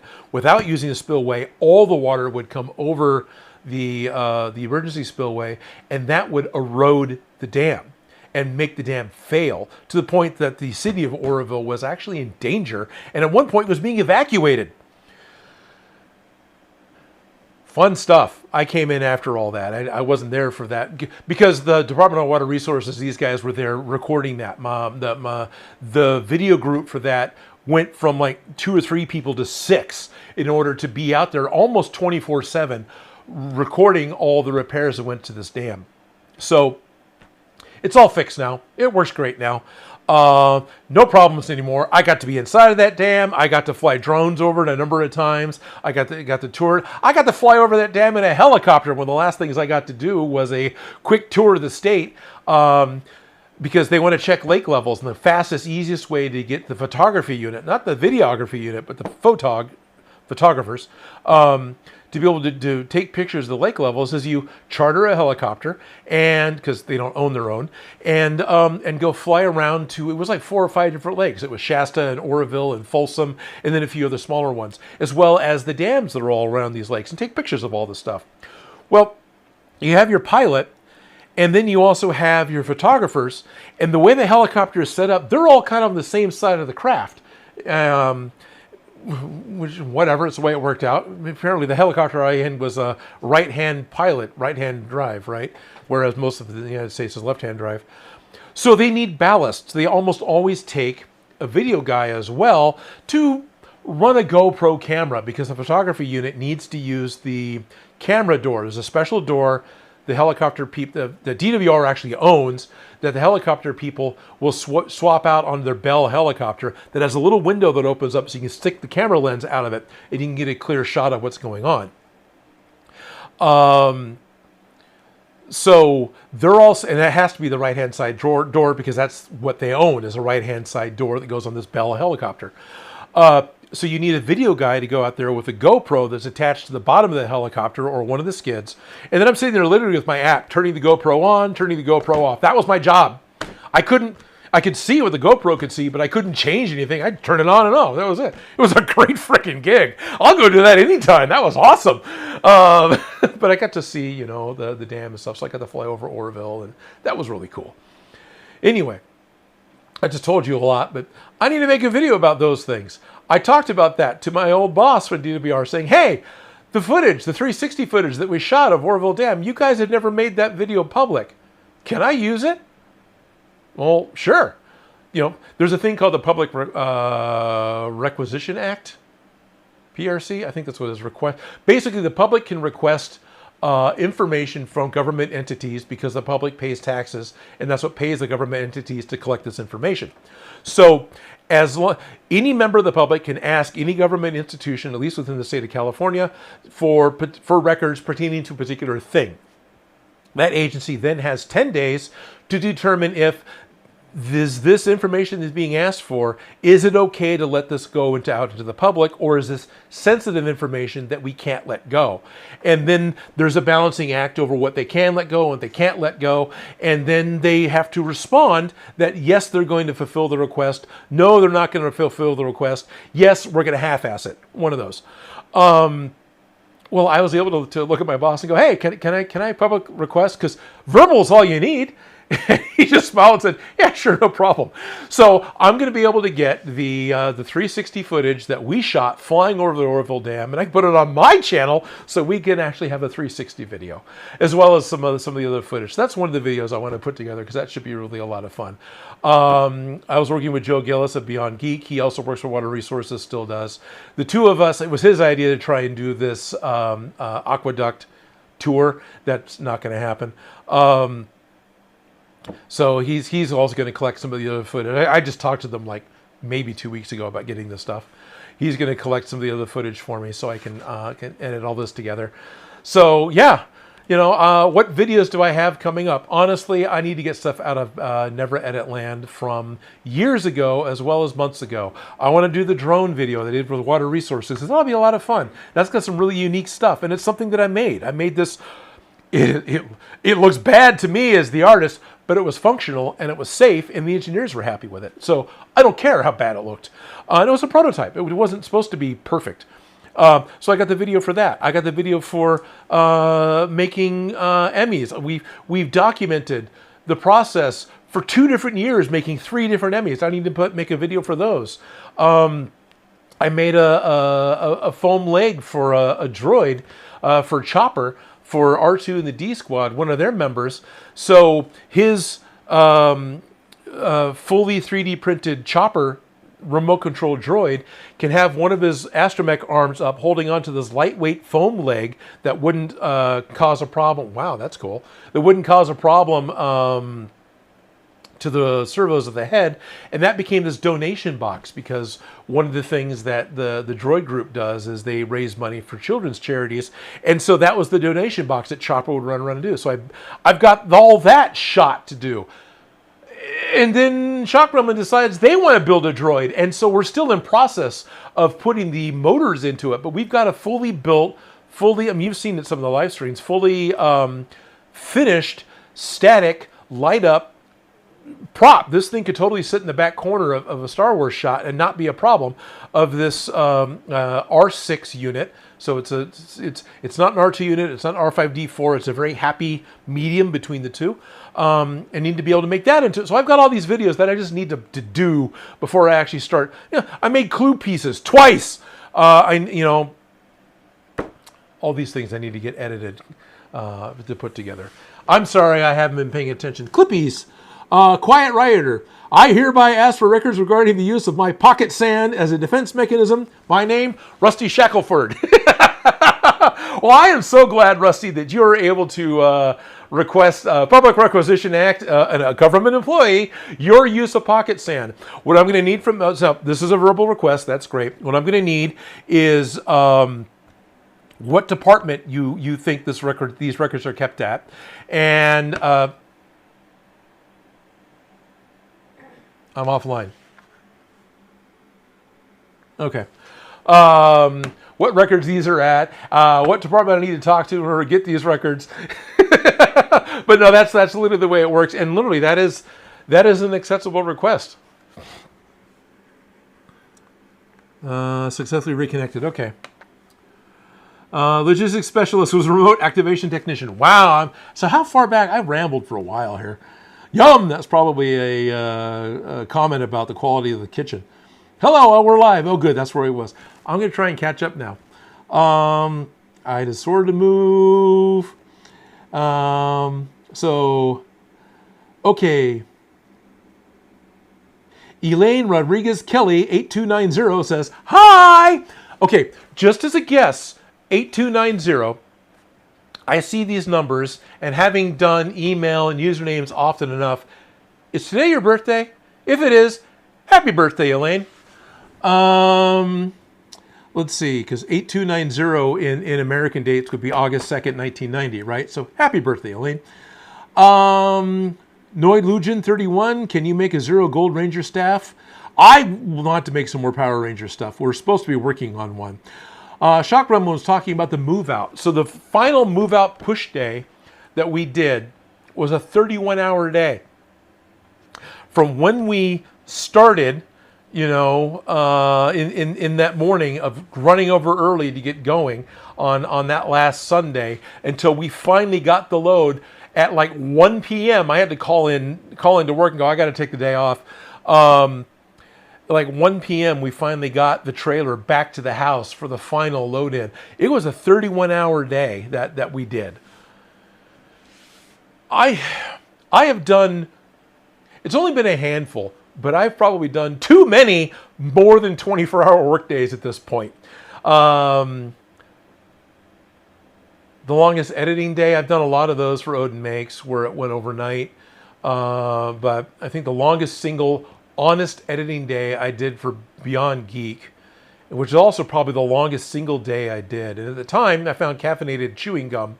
That was, I think, 45 or 46 hours, something like that, 42 hours.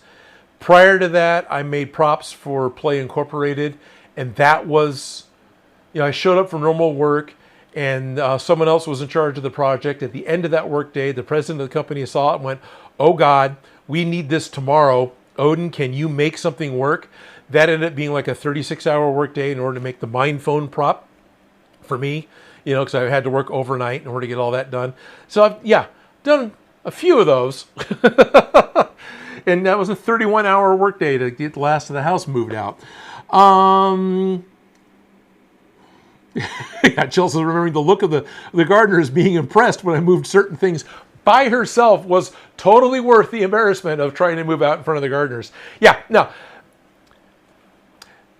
Chelsea was an amazing workhorse. Chelsea works Renaissance fairs, historical costumer, has extra challenges in their life that we can't see, right? Physical challenges, still will walk over and like pick up an oven and walk off with it by herself. Not quite, but that's the kind of, she's like, oh, okay, yeah, thank you. Always impressed with your incredible work ethic and what you can do, Chelsea. On the days when your body lets you do it. She's either 120% or couch bound. Schultz had to split, but make sure to leave a like in the stream. Thank you, Schultz. You can't hear me. All she remembers was a many-hour day. Museum Dave is here, hopefully. Took the ride off the walls. John Hibbard. Hello, it's John the Ghostbuster saying hello from Springfield. Hello, if you're still here, hello. Sorry I haven't talked about Ghostbusters much, but I did find, during the move, I found the aluminum wand mounts that Ralph made. I still know where they are. They're safe in the garage. I looked at them this morning, at least the box that they're in, and so I know where they are, and I've got them. That's something I should do probably next live stream. Put those on. Odin Makes a house. Yeah, pretty much. Chelsea's super happy about the good news. Changed their name to Chelsea Queenie. Nice. Logistics specialist. Ate my body weight in Alberto's. Yes. One of the, right around, real close by here, there is a 24-hour Mexican place called Alberto's. There's a bunch of places with various names. There's a Dan Berto's and Endelberto's, whatever. Berto's. Anyway, that was one of the places we were eating from often because it was one of the only 24-hour places to be able to go get dinner. Yeah. $5 tacos sound pretty good, though. Not not the Bertos that's close by. I'm pointing the direction they are, but one a little further away has. You buy a single a la carte taco for like $5.25. There's enough material in this taco to make 2 tacos out of it, and Shop Grandma and I can split that and be pretty happy. $5 tacos. Almost time for shrimp taco night. Yes, Dark Renegade, it is. And they're talking away. I don't need to be part of that. Does the fireplace not help drive the moisture out of the living room? If there was a fireplace, yeah, it would have when it flooded, because I talked about how if the sprinklers ran, which there are no sprinklers in the front yard, those have all been removed a long time ago. When they ran, it would flood. This was actually the first room in the house that had the carpet removed because of the bad flooding. It would, but it still didn't do a very good job, because you would think a fire would help. It just didn't. It got to be where there would be the first fire of the year that'd be fun to have, because it was a fire day. You could turn your fire, you turn it on, and then you remind yourself about how miserable this fireplace is. And then you try to stoke one up for Christmas, because it's Christmas, dang it, we have a fireplace, we're going to have a fire during Christmas. And then you have to open up the windows because it was full of smoke. Every year, every time.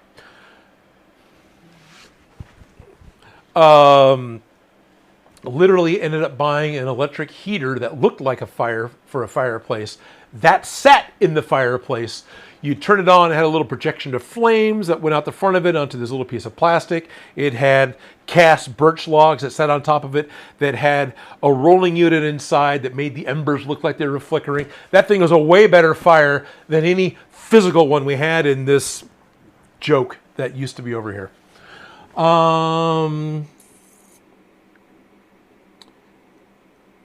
Missing the opportunity to have a fireplace in your shop. I have joked about when being at the media center about putting a pot-bellied stove in there to help keep it warm. And actually, John was okay with it. We just never quite bothered to do it. I might be able to catch up on this. Do I have ice cream? We have a little bit of ice cream. And that was actually by Shotgun as well. Sorry, Bellis, Button Pusher. Quiet Rider did a. Thank you so much for the super chat. And then, any plans for more Ghostbusters props? And Trenchy the French guy says, hello. Any more plans for Ghostbusters props? Yeah, I think I will make some more Ghostbusters props. There's one I really want to make that I've got the parts mostly for, but I'm not mentally prepared to do it. I have the shoe polisher, or at least an acceptable model of shoe polisher they use to make a PKE meter. I would like to make, not a screen accurate. I've seen some makes that are better. Basically, okay, I would like to make a PKE meter that isn't the costume one. I've got a pair of plastic PKE meters that were the costume ones, both of which I found at Walmart discounted on different years, which was awesome. I want to make one of those, and I want to make it mostly screen accurate. The thing I don't want to make screen accurate is the screen. In the 80s, it wasn't easy to get a really high-tech screen on a handheld prop. So what they have in the movie is a little green grid that's backlit by one sequence of green LEDs and then a second sequence of green LEDs. So depending on which button you push, this sequence of 6 LEDs either has an arc going one way or has an arc going a different way, and that's all it does. And it lights up, right? So the little lights that go on the arms, want those. The fact that the screen lights up, want that. I've seen somebody take a small OLED, like it may not be, it may just be an LED, simple little screen like from a cell phone, and they put that into the PKE meter, and then we're able to do Pokemon style graphics on it and have it do a couple of different things. It was still like bicolor. It wasn't a super high-tech HD video screen. You know, it was 186 pixels by 256 pixels or something. It wasn't a huge resolution. That's what I mean by Pokemon graphics. It was like Game Boy graphics. But and it was light blue with a black background and then white or something was the two colors it did. But I was like, that looked really good. That I have interest in. in deviating from being a screen accurate prop to that level. But otherwise, I'd love to do that. And then I was looking at one of the at the Goodwill. I found one of the old Kenner ghost poppers where you put like a large foam marshmallow in the front of it, and it's just a pop gun that So I found one of those at Goodwill. I remember I picked that up literally like a week ago and went, this would be fun to remake as a bigger thing. Museum Days was really joking about the fireplace. He has a bit of experience to know firsthand that a poorly designed fireplace is worse than nothing. Yeah, all good, Museum Dave. I don't mind answering the questions. I'm more here to answer questions today than get anything done. Throughout the whole channel, the Eye of the Sword is still there. Yeah, no, it's still there. This thing is the world champion at a staring contest. Logistics specialist wants to is suggesting the ghost vacuum from the Commodore 64 Ghostbusters game, but it's plus or minus 12 pixels big, so there'll be a lot of artistic interpretation. I think I have played in the 90s. I have played the Commodore Ghostbusters arcade, not arcade game, but Ghostbusters game. Commodore 64 was a home computer you hooked up to your NTSC television, at least here in the States. They also had PAL versions for our friends overseas. Those are the broadcast standards for these nations, right? That America used NTSC, Britain and most of the British colonized countries, most of them, were using PAL. And then there was France and Russia and a lot of the others were using CCAM or MCCAM, which ends up being jokingly called MESSICAM. They have different refresh rates that are based off of the electrical power that the countries have, because the U.S. has a different electrical grid than Britain does, and our electrical grid matches what Japan's is. So Japan and the U.S. were almost the only two countries that used the National Television Standards of Colorization, or whatever it was, NTSC. The joke was never the same color twice. And it had a lower resolution and a higher refresh rate than PAL, which had more scan lines per frame, but a slower refresh rate. We had 30 frames a second, just shy, 29.9. It's called drop frame, where every minute or so you would drop a frame in order to make things catch up. Whereas PAL was a locked 25, right? And because it was a locked 25 and didn't have this wandering missing frame to try and get as many going as you could, PAL was a way more stable signal, and it was much better at color recognition. But at 25 frames a second, some of us could see the frame rate. Shop Gremlin probably could. I don't. I still, it works okay for me in my eyes. But, and that I think was partly why the States, not because of my eyes, but partly why the States wanted more frames per second was, whatever, that's what they wanted to do. Bigger, better, faster, the American way, right? Anyway, Commodore 64 computers were made to plug into those televisions to use as a monitor, and the keyboard itself was the processor. This is at the time that the computers did that. So you had this over thick keyboard. It didn't have a number pad, did it, Logistics Specialist? I don't think Commodore had a number pad. I think it was just the QWERTY keys and the 9 across the top and a few function keys, and it had a cartridge port in the back. And you could plug it into an audio cassette disk drive if you wanted to spend half an hour audio loading a program onto your Commodore, or you could plug it into floppy drives, the nice 5 1/4 floppy drives, which only took 3 minutes to load a game, which is where Ghostbusters was. Or if if you spent the money, you could get a cartridge that would boot immediately.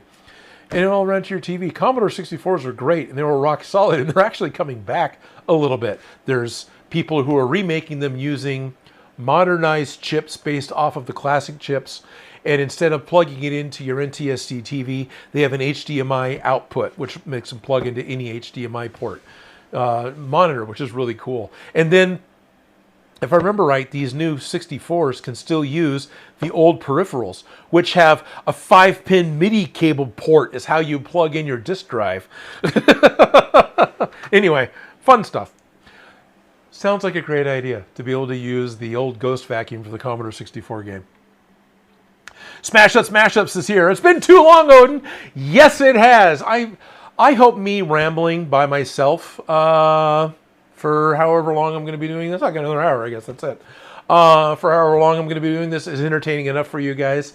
I had a lot of stories going. I probably will be prompted into a couple more. I pushed it to the limit. If what I was told is correct from my friends at Beyond Geek, if you go more than about 3 months without putting anything on your channel, you run the risk of losing your monetization. Now, that may only be true, that window may be true for smaller channels, because Beyond Geek channel was a smaller channel, subscriber base wise, than my, well, I guess video base wise too, than my channel, because that happened to Joe Gillis. He lost the monetization, and now he's in no position to be able to get it back. So I had to stream this week, basically, or else I would hit that 90-day window. The last stream I have on record was May 4th. So that was literally 3 months ago, almost to the day. So pushed it to the limit. But I'll have to check when I'm all said and done. Last time I saw, I was still monetized. The channel's still okay. The channel's still going. I don't want the channel to die. I still enjoy this. Felicia still enjoys doing this. Where is she? There's a question that came a long time ago. Because I moved, I have moved beyond a comfortable driving distance for Felicia to make every single stream. She says she'll come out on special occasions. And I've got it agreed with her that if I coordinate with her, which I haven't, and I should, I haven't, I can go to her place and stream from her place. So what we want to do is continue working on the Pink Ranger. And what I need to do is collect up, basically, if I take my laptop and I take my little stream box that I use, I can plug it into her network, and I should be able to connect to the Odin Makes channel and stream without a problem. In fact, I could probably do that in conjunction with her streaming to her channel at the same time. If you guys really want to like get all nasty, we probably won't bother, but we could do that. Anyway, I want to go down there and start to work with her more on getting the Pink Ranger outfit going. And then in addition to that, she got inspired to do another project that's a bit more, it's not more ambitious, it's just physically larger than a full cosplay. Anyway, want to get going on that too. But, so for the most part, me streaming here, I'm probably going to be doing solo. You're not going to see Felicia here much at all. I wouldn't expect her to come up here, but on special occasions, which is okay. It's way too far to drive Sunday morning. It's just too far. I'm too far away, so I don't blame her at all. You know, on the flip side, I haven't gone to her either, right? So you know, it's just a little too far away. Odin, I have the whole file for the internal of the PKE. I will send you, John. Please. Oh, that would be awesome. Whatever file you have for the internal of the PKE would be fantastic. I would appreciate that. Odin at odinmakes.com is my email. And that's going to be the easiest one. So just ODIN at ODINMAKES.com. And that'll come right to me. That's fantastic, John. Thank you. Oh, I'd love that. There's a fan remaster of the 8-bit Ghostbusters game. There probably is. I don't know it. I love Ghostbusters. I enjoyed the movie. I've enjoyed making the proton packs. I've enjoyed the friends that I made doing that. I've gone to a couple of cons with the packs and with the goggles and whatnot. It's been great. But I'm not an authority on Ghostbusters lore. You know, not like at least I was on Star Trek lore. I'm way behind the ball on that. And I'm way behind on Star Wars at this point. But I used to be, you know, Joe Gillis loved it whenever I was doing trivia on those things because I would pull out really weird, obscure things. 20 years ago when I knew that. I don't know that stuff that well anymore. But I don't know is the Ghostbusters lore. I've always enjoyed it. I love the packs. I love the movies. But I didn't get into it to the level that I did those space shows. Which I'm not saying is a bad thing. Please don't think that I'm being mean about Ghostbusters. I saw it in the theaters when it first ran multiple times. It's a great movie. Great set of movies. And to be honest, I still need to see Frozen Empire. I haven't seen that one yet. Odin is back. Hello, Trevor Hudson. 82423. I seriously doubt that is a birth date, like I was talking about with Ariana, or I forgot the name already. I'm sorry. Museum Dave, stories are great. It's good to see you. Thank you, Museum Dave.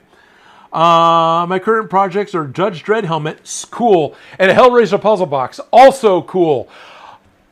There were many years I tried to do a Hellraiser puzzle box as my Halloween build, and it kept not happening. I kept trying to do it with lasers, especially old school, only to find out that the lasers I had couldn't cut brass because they can't. You know, I've been wanting to do a Hellraiser box, and there's, at this point, I think there's ways I could probably do it that might work out really well. That'd be really cool. I don't want to make one that works. I just want to make a physical, solid box, right? Because when you watch the original Hellraiser movies, they made a series of props that would do the mechanics to make the Hellraiser puzzle box work, right? There was an oversized one they could do the close-ups on. When the circle would open up with all the pie pieces, right? That was a larger than scale box. But then they had a whole series of basically puzzle box puppets that would do the moves for this impossible puzzle box that would call the Cenobites. And, you know, one of them where if you put your fingers together, the box would separate and rotate and then go back together again. That was a puppet that was just on the set. Literally, someone with a stick would push it up from the bottom, rotate it to a locked position, and pull it back down again.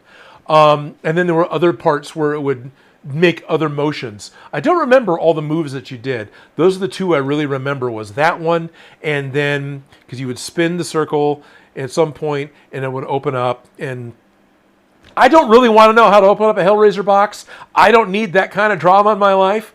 But how they did it in the movie was really cool. And still, the first Hellraiser movie probably has one of the better practical, if not the best practical resurrection scene on film. There's been better ones since, but I think there's been a lot of digital done on the new ones. But that one was all reverse photography of a human body reconstituting itself, but then deciding that I don't need skin, forget that part, I'm tired. And so this character in Hellraiser is walking around without skin. It's Hellraiser. It's a horror movie. So puzzle box would be a cool thing to do. Judge Dredd helmet. I've talked about, I've kicked around the idea of a Judge Dredd helmet, and I've kicked around the idea of a lawgiver more than once. In fact, DIY Prop Shop made the badge. I think Vinny made one of the Judge Dredd badges. Then didn't somebody else made the Eagle Pauldron recently? I saw that pop up online recently. So happy to see you streaming. Thank you, Trevor Hudson. Oculus says, please do not make a working puzzle box. That would not end well. No. Sorry, I have to lean over. This is the way I can read the screen. John Vlensick, 7552. Hey, Odin, it's been a while. How are you doing? Hey, John. Good. I'm really happy to be back streaming. I'm happy to have some story time, for lack of a better, with all you guys here today to finally be back streaming. Yes, I want to get back on my every other week schedule. You know, with some weeks getting interrupted because of cons or because of work schedule or something else. But basically, I at this point I want to commit back to being into having the every other week or so live stream and starting this all up all over again. I'll start trying to work on stuff again. I was going to work on the atoms for the science ball, but I spent all my time getting the cameras ready that I didn't get time to bring the urethane out to mix up to coat the cat balls. So I'm just talking. Sean Karg is here. Hello, Sean. Now, Sean Karg, 3794. Sean, I'm trying to remember, because there's this weird memory I suddenly had. Do I only know you through Odin Makes, Sean? Is it only through the Odin Makes channel? Or were you a viewer for Play TV way back in the day with Starius? I don't think so. But I suddenly had a thought that, am I remembering Sean from way back in the day? So logistics specialist, developer single copy was the last one I knew. Okay. Talking to Oculus. Oh, okay. They were talking back and forth. I thought it was talking about an Oculus VR headset. So they're talking about the fan remaster of the old 8 gigabyte video game, and logistics specialist says yes. Speaking of remakes, I still have yet to play Black Mesa, which is a remake of the original Half-Life.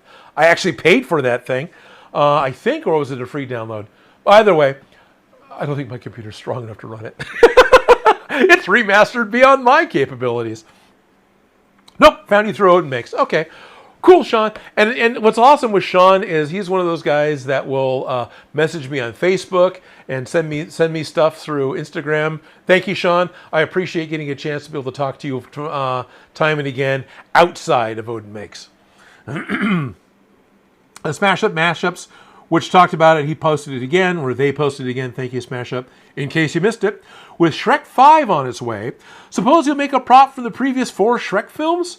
Maybe Shrek's Beware Ogre sign from the first, second, and fourth film? Okay, I could totally make a Beware of Ogre sign. Is that the prop you want to... I mean, you guys watched paint dry with me once, but is that the prop you want to see me make? Sure! I'm not against a Shrek prop. I think... No, those were just done as a goofy alien thing. We took a hairband once and used foam clay to make little green antenna that were not Shrek antenna, but basically were. I've said it for years. I need to get videos going again. I need to get videos going again for my own sanity. Odin Makes Shrek's knight armor from movie 1. Okay, yeah, Odin Makes Shrek's helmet would be really cool. Thank you, Advent Dragon Creations. 786, whose birthday was just last month. We need an updated grilled cheese video. That thing is so moldy and disgusting because it's been sitting around for years. Why do you want an update of that grilled cheese? No, that's not what you're asking. That grilled cheese sandwich is gone. I need to, yeah. You know, April 1st is right around the corner. I need to worry about what I'm going to do. I hope you guys enjoyed this year's with the time lapse, because that was once again one of those, oh God, I got to do something. What would be fun? Oh, this would be fun. Yeah, I need to do something that's a little more effort this upcoming April 1st. I wanted to get that out of the way since I'm currently in a Shrek mood. With Shrek 5 coming, I can't help myself. No problem, Smash Up, Mash Up. Shrek was a great movie. I just got a splinter. Shrek's Night Helmet. That would be great. It was even seen briefly in the Shrek 5 teaser. Right on. And then there's other things that we're looking at doing as well here in the channel. So, Odin Makes needs to make Odin props and things again. Of course, go the other way the helmet or Beware of Ogre sign. Well, Beware of Ogre is minimal effort. My point of view, the Beware of Ogre sign is less effort. So, you know, I just like making helmets. I like putting things I can put on my head. So, one of the benefits we have with moving into the new place is I'm now in a building that is owned by the family. I'm not renting anymore. I'm living in a family-owned building, which is awesome. So I can do more here. I can do things I couldn't do other places. I can mount lights and cameras in the kitchen. How interested would you guys be if Shock Gremlin was to make, you know, a cooking video, struggle meals video? That was some of the thoughts they had with moving with the island that we have in the kitchen now that's on wheels. It'd be easy to rotate that thing 90 degrees in order to make a work surface like this, and then have other parts of the kitchen in the shot behind them, and be able to do like a top-down shot of prepping a meal and making a meal, I would end up narrating the thing, right? Shop Gremlin doesn't really want to be on camera. They don't mind the level of they're making the thing, right? They're doing the process, but they don't really want to appear on camera. They're very happy being a cryptid in the shadows. Can't blame them for that. I never wanted to be on camera either. I'm not about to force it on them. But would it all be interesting to have a secondary channel on Odin Makes, or at least a subset of videos that would be Shop Gremlin stuff? And then not only that, but in addition to odd cooking things, could do electronic things. We've talked about maybe trying to do other video tutorials that way too. But either way, I would still introduce the video, I would still narrate the video, so I would still be part of the video, but it would be something else. Trevor Hudson says, we love that. Ralph Mork says, Odin cooks. Odin bakes. Yeah, that's... Trevor's suggesting maybe a bacon, lettuce, tomato for 2007. All right, we're upgrading. More... You can do Wonder Woman's Invisible Grilled Cheese Sandwich. Sean Carg. Okay, that would be fun. How to make Wonder Woman's Invisible Jet. How to make Wonder Woman's Golden Lasso. It's a rope. We're done.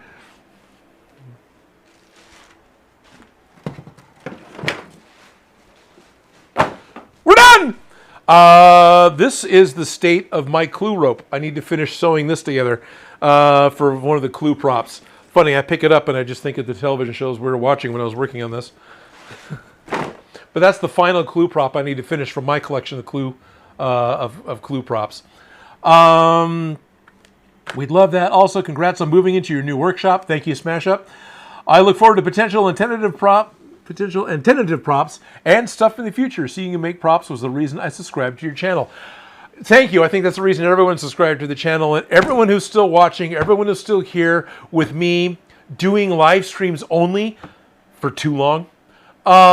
Thank you all very much for sticking around. Thank you all very much for supporting me through a major change in my life. You were all here when the divorce started. You're all here when my life kind of bottomed out, even though I didn't talk about it. And now my life is not anywhere near bottoming out. And I thank you all very much for being here with me today and continue on with this. Thank you, Smash Up. Thank you, Sean Carg. Oh, you already did Odin Bakes. Yeah, I did, but we can do more. We just need to buy an oven. The one thing that we haven't got in order to make... So I talked about how all the pieces in the kitchen opened up and blocked each other, right? The only way to get around that a little bit with... moving things as they were moved was to separate the oven from the range. So a very common thing here in America, you have one appliance. It's a big square box, and it's an oven on the bottom of the door that opens up, and then on top is the cooktop, the range or the hob. And that's where you set your pots and pans and boil things. In order to get things to work out, in order for the floor plan to be functional and actually have some storage and whatever else in the kitchen as well, because it didn't, it was a fucking nightmare, separated the hob from the oven. So we have a cooking surface that is mounted into our countertop currently that is running off of the same oven circuit. But when Black Friday runs around, which happens in a couple months here in America, it's a big sale day. It's like the last Friday before Thanksgiving. There's Labor Day sales and Black Friday sales, and the way finances look, it looks like I'm waiting for the Black Friday sales. That's gonna be in November. Be able to buy a wall oven. So this is a separate, smaller oven unit that just goes into a cubby in the wall. And instead of having a cook service on top of this big full oven, this is a slightly smaller oven, but it's fine. It's all that we're going to need, and we've got the space for it, but it doesn't exist yet. Anyway, Odin Bakes. I can't at the moment. I don't have an oven, unless I get really creative with a barbecue. I don't know if I'm that smart. Some people listen to Bob Ross videos to relax. I put Odin's vids on. Thank you, Oculus. Hello there, Jack Smith. Sounds like I'll be bolting a lightning boom to the header beams here soon. Lighting boom.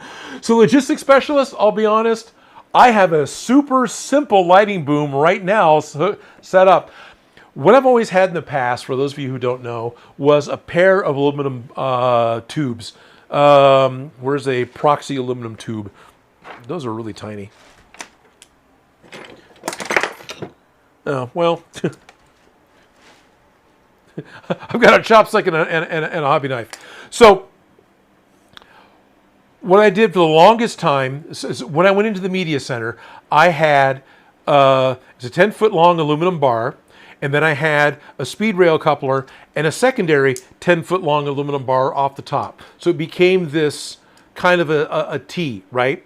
And this length ran along the front of the table, and that's like the cameras hung off that, the lights hung off that, the microphone hung off that, and then the secondary piece would go over my head towards the back corner, and backlights were back there, and other things were back there to help light things up. Well, I had a 16 to 50 foot ceiling in the media. It was a huge rake of a roof in the media center. And then the last place I was set up was a open ceiling garage that went up to the gables of the roof. So I had all sorts of headroom in there. The space I'm in now, I've got drywall there. I just touched it. You know, so it's a chopstick beyond my reach. It's right there. It's like 8 foot 3 inches. I don't have space for all that stuff. I can't put the beam that goes that way. You can't see it, but you might be able to see the lights hanging off of it. So yeah, maybe I can put something up there. But last night, in an effort to get something going, I literally have a pair of bicycle hooks that I've got screwed into the joists that go across the ceiling. I've got paracord wrapped around one of the aluminum bar. I've got 2 lights, well, 3. I've got 2 stage lights and an IKEA LED light that's putting shadow over here, that's putting light on the soul edge. And that's the only lighting setup I've got right now. I want to get a few more lights hooked up. And I've only got one camera on a tripod that's almost on top of Bean as he rests in his bean bag in front of me. I want to get the other camera set up. That's going to be part of getting stuff hooked up. But I think I'm going to have to mount the cameras to the ceiling because this bar is now suspended by rope. And so while it's not going to move, it can, and I don't need, I don't need this camera shot. These are the cameras I use. I would rather have it hard mounted to the ceiling, which will still translate vibrations from the outside when trucks go by and stuff, but whatever, I can't control that. But I want to get all the cameras set up. One of the nicest things I've ever done to myself was get a studio set up that was turnkey. Go into the studio and you turn on one switch and all the lights come on. You turn on another switch or power strip and the power is now set to all the cameras, which I can then turn on and I'm ready to go. I'm not digging out a tripod, digging out lights, setting everything up, which is what I had to do for DIY Prop Shop because I never had the setup. And that got me going.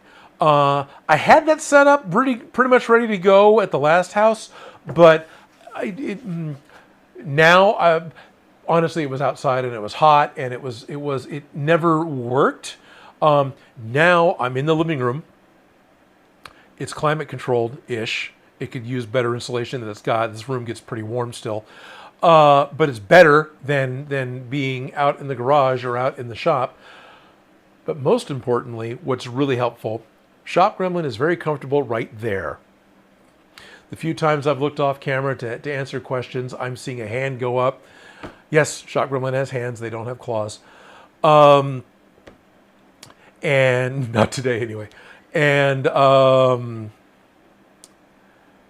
have someone else in the shop. I've got body doubling in the shop. I've got company. For years working Odin Makes, it was just me, quiet, in the shop, working on something. Having demons in my head about how what I'm working on you're all going to hate. About whatever solution I'm trying to put together to get this thing to work may not work. And what happens if it doesn't work? I'm going to miss my deadline. The amount of self-doubt and fighting my own internal demons that I was dealing with, especially in a very large, dark shop where the studio lights were the only thing on. So turn on the other lights, it would change how the lighting looked, right? It's true for this space too. But I always wanted to be able to catch the natural occurring sounds of me working with the power tools and working with the tools, which means I couldn't play music. I couldn't listen to audiobooks, right? Because that's all copyrighted material. If I was to do that, I just couldn't use the audio. You could turn things off and go back and forth. Sure. Honestly, at this point, I've had enough people tell me I should just listen to headphones when I'm working on something, and that might happen. Because that would keep things separate. And then all I got to do is take my headphones off, and I can talk to the camera to save the silly things that I want to say about how, well, if you cut the things like this, it's going to work this way. And, the things I like to do when I'm talking to the camera. But the fact that there's somebody else here in the room that doesn't mind being in the room, that doesn't feel obligated or put out or hindered or I said obligated. What am I looking for? What's the word I'm looking for? It doesn't find it annoying. There's this thing for ADHD people called body doubling, where you'll have multiple people in the same room, even if you're working on different things. It helps. It helps. Get a cryptid. If you don't have a cryptid, get a cryptid. Hey, August Savior. I'd watch Gremlin's Kitchen. I also think calming soldering videos would be a thing. Thank you, Chelsea. Chelsteezy Queenie. Interesting fact, the PKE was made by Modern Props Group and has shown up quite a bit in a few different films and TV shows. 2 were built. Yes. I remember making a recommendation to a friend about watching, it was Dungeon Master, wasn't it? Wasn't that one of the 80s films where the PKE meter was rented out? Because it was the PKE meter and Tom Selleck's armor from the movie Runaway that got used in the really crappy B movie called Dungeon Master. And then, the PKE meter appeared somewhere else. And there's the radioactive neutrino collector, or whatever it is that Chekhov is using in Star Trek 4. I see that thing listed mistakenly as a PKE meter a number of times because it's very similar, but it's not. It's a different prop that blinks differently with a handle. Yeah, I can't remember what it was. It was something that Scotty needed to get the engines to jumpstart on the Klingon vessel. Smash Up says I'll be frank. It's been a long while seeing live streams instead of props. Waited patiently, kept myself subscribed for the time being. Still looking forward to your future props. Thank you, Smash Up. Yeah, a lot of people have been waiting. One of the original hero props, so I'm getting more PKE information from John. One of the original hero props is missing. Tracked as stolen art on the FBI National Stolen Database. The other known surviving prop was returned to builder Brent Scriber and later sold via Prop Store. Nice. Good to know that I can go to Prop Store and get some good images of the screen use prop. Logistics Specialist says, Odin smokes a brisket. It's a 14-hour video with 19 minutes of actual on-screen Odin time. Logistics Specialist, be careful. You're going to volunteer yourself to appear on Shop Gremlin's Kitchen. Because, hell yeah, we can do that. I'm all for that. Brisket? Sure. Will Connors, hell yeah, do the cooking show. Sweet. Thank you, guys. I appreciate... I appreciate getting some positive feedback to the idea of something very different. One of the things that I wanted to do with why it was Odin Makes and not Odin's Cosplay Shop or whatever, I was at the time working for a channel called DIY Prop Shop. I wanted to be able to make anything. I wanted to be able to make weird things, because I do on occasion make weird things. Make things that aren't necessarily props. But honestly, most of the things I do are still technically props. The drone thing that I did was camera gear. So that's the most non-prop thing I've probably made in the past outside of pieces of the house. But yeah, Odin Makes, because I want to be able to make anything. It just cosplay props kind of became the thing. So I will not be the backyard scientist. I'm not going to become the king of random. I'm especially not going to go hang gliding. Sorry, Grant. Dad did that. Mom was afraid he was going to do the same thing, years and years before. But Dad actually, like at a yard sale, bought a hang glider way back in the 80s. That thing hung in the garage. I don't think he ever flew in it, but he had one. Mom was terrified of it. The King of Random, if you don't know, had a hang glider accident, or lighter than aircraft, ultralight, whatever it was. He was making, something happened. Don't know exactly what happened. Ended with a crash. That was a fatality of Grant. That was his name, right? From the King of Random, and which sucks a lot. I enjoyed that channel. I enjoyed his builds. It's actually hard for me to watch the new channel with the new hosts, and it's not like the new hosts are bad. They're good. What they do is good. The products are good. And they were there beforehand, right? He was already in position of having multiple hosts on his channel to lighten the load on himself, which I totally understand. It wasn't, I get it, guys, when you talk about you miss, watching me doing things. I miss watching him doing things. There for a while, Michael at Vsauce. I enjoyed his channel. He was the primary host. Then started up Vsauce 3, which had secondary hosts. I didn't mesh with a secondary host. Something about that didn't work for me. And so I didn't watch those shows. Now, as far as I know, Vsauce just makes shorts. I don't know if Michael makes full-blown videos anymore. He just has his weird thought dump he puts out into YouTube shorts. If I'm wrong, cool, I need to go look that up. All I'm seeing are his shorts. And then there's other channels, same thing, where you have multiple hosts, where I will favor one host over another, right? So I'm glad you guys are interested in having other people show up and do things on the channel. I'll still end up narrating, so you'll still end up listening to me with Shop Gremlin. But hey, if logistics specialist comes over and starts doing a brisket, then maybe logistics specialist and I work on this brisket idea and do this brisket project, where it would be more of the kitchen of the two of us, and then so on and so forth. And Shop Gremlin can do some other part of the project that isn't on camera for. Maybe his prep or whatever, or not prep, but the shot that we're talking about doing, which is pretty much the cooking shot. Pretty much, you got the camera, it's this shot. That's going to be pretty much what it's going to be. It's going to be hands and what's being worked on. That's the plan. What does laser cut cheese fall under? Those YouTube categories aren't specific enough. Logistics specialist, I love the fact that you and I jokingly a while ago, like a year and a half ago, were playing with a laser, and I said, go laser cut a tortilla if you want to. It doesn't matter what your laser cut. And you did, and you figured it out, and you laser cut an Odin Makes, on a corn tortilla, which then I rolled up and ate.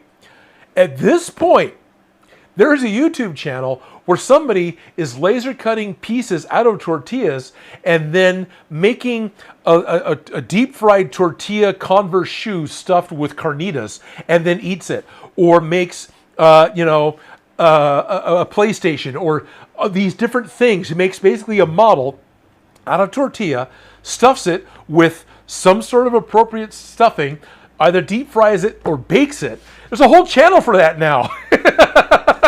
Now, I don't think necessarily we inspired that directly.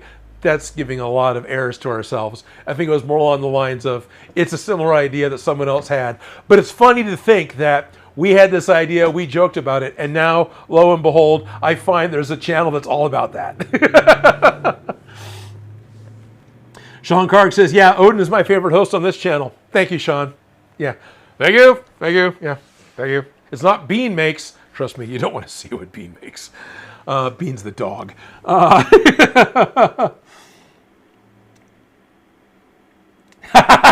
Chelsea says, now careful, if you've got space for a live studio audience, and I do, got a couch, got to be careful, because we'll end up with logistics specialist, Chelsea, probably Bad Renegade, and Yeah, and other folks doing a rotating Statler and Waldorf style heckling off camera. Yeah, I'm okay with that.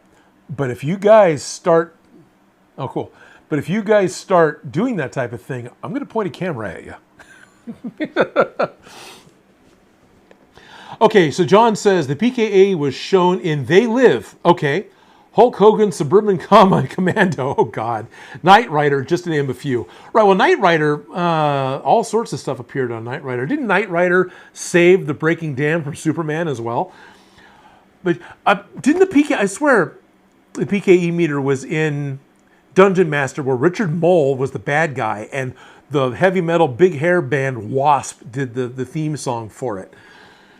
Anyway, it's okay if you don't know it. It's right up there with Metal Storm, The Destruction of Jared Sin, as far as cinematic masterpieces.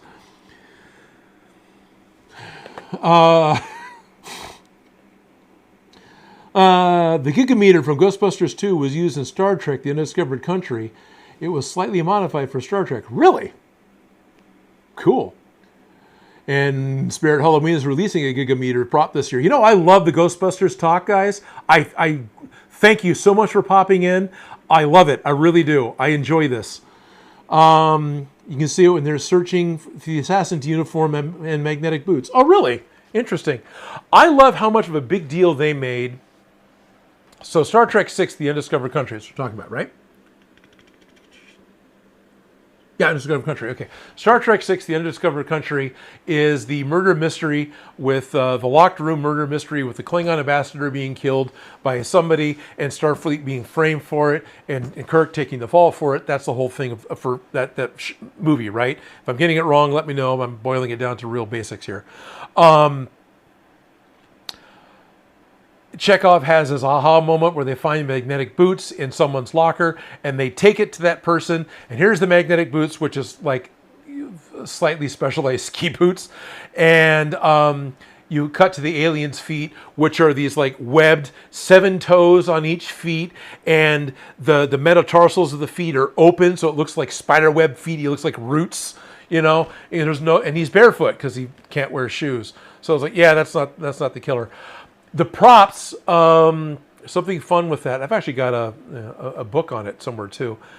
At the time, doing the reflective face masks, and they needed it for the script in order to hide who the killer was, because there was a pair of Starfleet security guards in EVA Starfleet suits that did this, because they killed the gravity on the Klingon ship, used magnetic boots to be able to walk on the plates, to be able to kill the counselor in 0G. And this is the movie where Klingons suddenly have Pepto-Bismol blood because they couldn't do red blood in order to keep the PG rating because it was too much blood on screen, right? So suddenly Klingons have Pepto-Bismol blood. Anyway, you had to have this helmet that they wore. It had to have a reflective faceplate so you couldn't see the person, and that wasn't an easy thing to do in the 90s. So they reached out to Oakley. Oakley, the sunglasses company, made the visors for the Starfleet EVA helmet. And there's an Oakley logo on the back of the helmet, as well as it's etched somewhere on the visor that you really can't see at all because of it, right? So, yeah, that's it's got that rainbow, whatever, the classic 90s Oakley, you know, gradient to it. And it's like a motorcycle visor that's Oakley glasses, you know, because that's what you had to go with at the time. Fun, dumb things.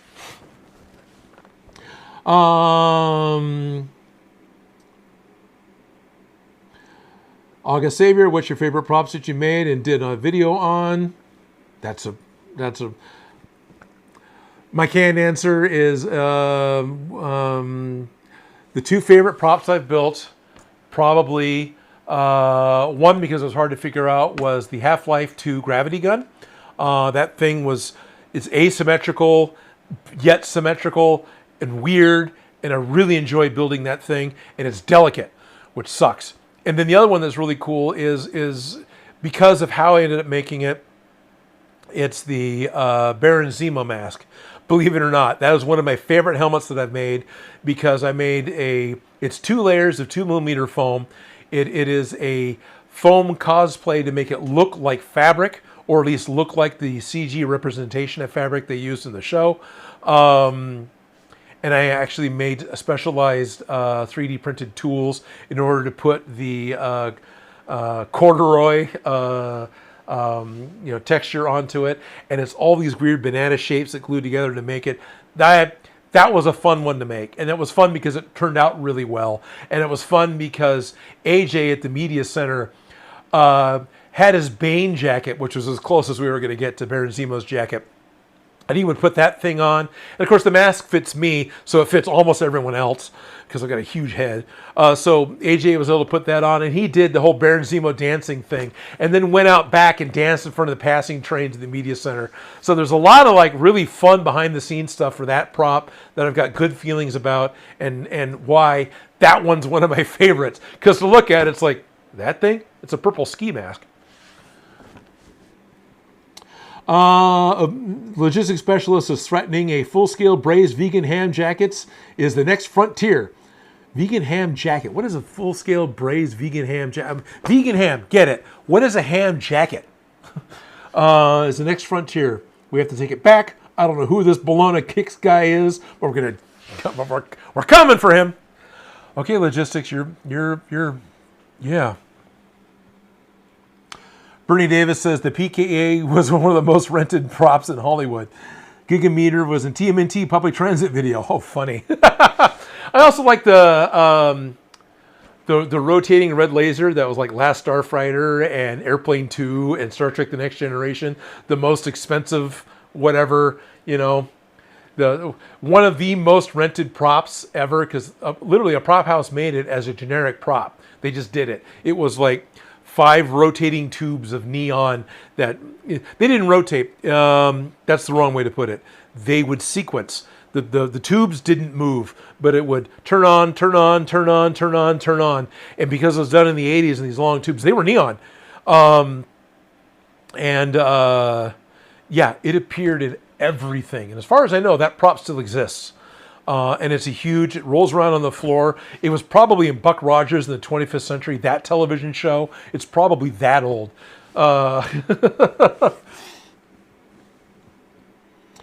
Logistics specialist is trying to explain it, saying they are jackets made from vegan ham that have been braised. I thought I was very clear on that. So you want to make a jacket that I can wear out of vegan ham. I would love to point out about how in the area that we live in Northern California, there's a lot of buzzards, but it's vegan ham, so that really isn't much of an issue. So wearing that isn't going to really be a big problem. Yeah, you were pretty clear. I just overthought it. I'm sorry, logistics specialist. Your insights and expertise in the narrow field that you have expertise in. Actually, logistics specialist is yet another one of those friends that has like the weirdest collection of skills, and is pretty damn good at all of them. Is appreciated, and thank you for your help. I need to repair my stand-up arcade cabinet. Hey, let's call the logistics specialist. I need to set up a customized liquid-cooled CPU inside of a halon-filled environment, and the whole thing has to light up, be mounted upside down from the ceiling. Yeah, he's working on that. Alex, I wish watching your videos. Thank you. I am doing well, Alex. Thank you. I'm doing much better. Maybe you do the PKE for the real Ghostbusters instead, says Oculus. That's possible. That's a goofy looking PKE. The reason why I want to do the movie one, it's the most rented prop in Hollywood. When I very first started the channel way back in the day, somebody pointed out that the shoe polisher was on sale or was on eBay, and it was like $10. It was like 10 or 20 bucks, something like that. It wasn't much. It wasn't working. I don't think it would plug in and work, but it still had the box. It still has a couple of the polishing wheels, and it's I think it's red. I think mine's red, but it's the right body. And I've got that. And that's in the garage. Actually, not far from the aluminum hooks. They had a name. T-hooks? V-hooks. The aluminum V-hooks that go for the proton packs. They're not far from each other. They're both about 6 feet that way on the other side of the wall. That's why I want to do one for the movie. I have the right thing that the movie started with. And so that's kind of why I want to do that. It's just, I've got the right starting point. The real Ghostbusters, if I remember right, it's more of a square. It was done in a way that where it would be easier to animate, easier to draw, I think, or things just got redesigned because they could. But it has the handle, and it has more of a box, and it has that classic bent antenna, right? And then there's the things on the side. I think it's still got the wings that come out, but it's got that zigzag antenna of the ball on the end of it. There's nothing wrong with the real Ghostbusters PKE meter. It doesn't inspire me. How's that? It's the best way I can put it. Yay, V-hooks. Yes, Ralph, I have them. I know we found them during the move, and they are safe. I know where they are. I looked at them again, or at least the box that they're in, during setup this morning. So V-hooks have been found. Probably should install those on the next live stream, because if I do that during the next live stream, then they'll be in place for SAC Anime that's coming up the first weekend in September. Laugh out loud, Ralph. Okay. Wow, has it really been? It's 1:54. I can really talk for 3 hours about nothing. Guys, I really appreciate everyone who popped in. John, thank you so much for all the talk about Ghostbusters props. I love it. I really do. The weird stories about props for Star Trek 6, all that type of stuff. I love digging out my hyper focus apparently has been making props forever. I was always interested in what they used to make the stuff for Star Wars. I was always interested in, the special effects movies and the practical portions of the special effects. My parents would buy me these books about special effects in Hollywood movies. I think I've got one still somewhere. The binding came apart. There's a whole chapter on a really... It's a good story. I think it was written by Clive Cussler. It's called Raise the Titanic. And it was written before they found the Titanic. And in order to do the movie version, which they did in the late 70s, they built, I think it was like 40 feet long, this model of the sunken Titanic. Because at the time, they didn't realize it broke in half. The stacks had fallen off, so the model didn't have the stacks. And it was all made to look like a ship that had been sitting underwater forever. Nowhere near as accurate as what's actually happened to the Rust Sickle City. But they built this 40-foot long boat that they had to register as a vessel, and somebody had to be on board. It couldn't be a free-floating model because of the size that it was. This is larger than most personal craft. And the models they put on the little, Easter eggs they put on this model that the camera looked directly at, right? So the model was made that it could pump water out of the bottom of it so it could raise the water line. It wouldn't fully submerge, but it could raise up and raise what the water line is. And two of the Easter eggs they stuck on the deck of this model. One of them, it was one of those guys that you see...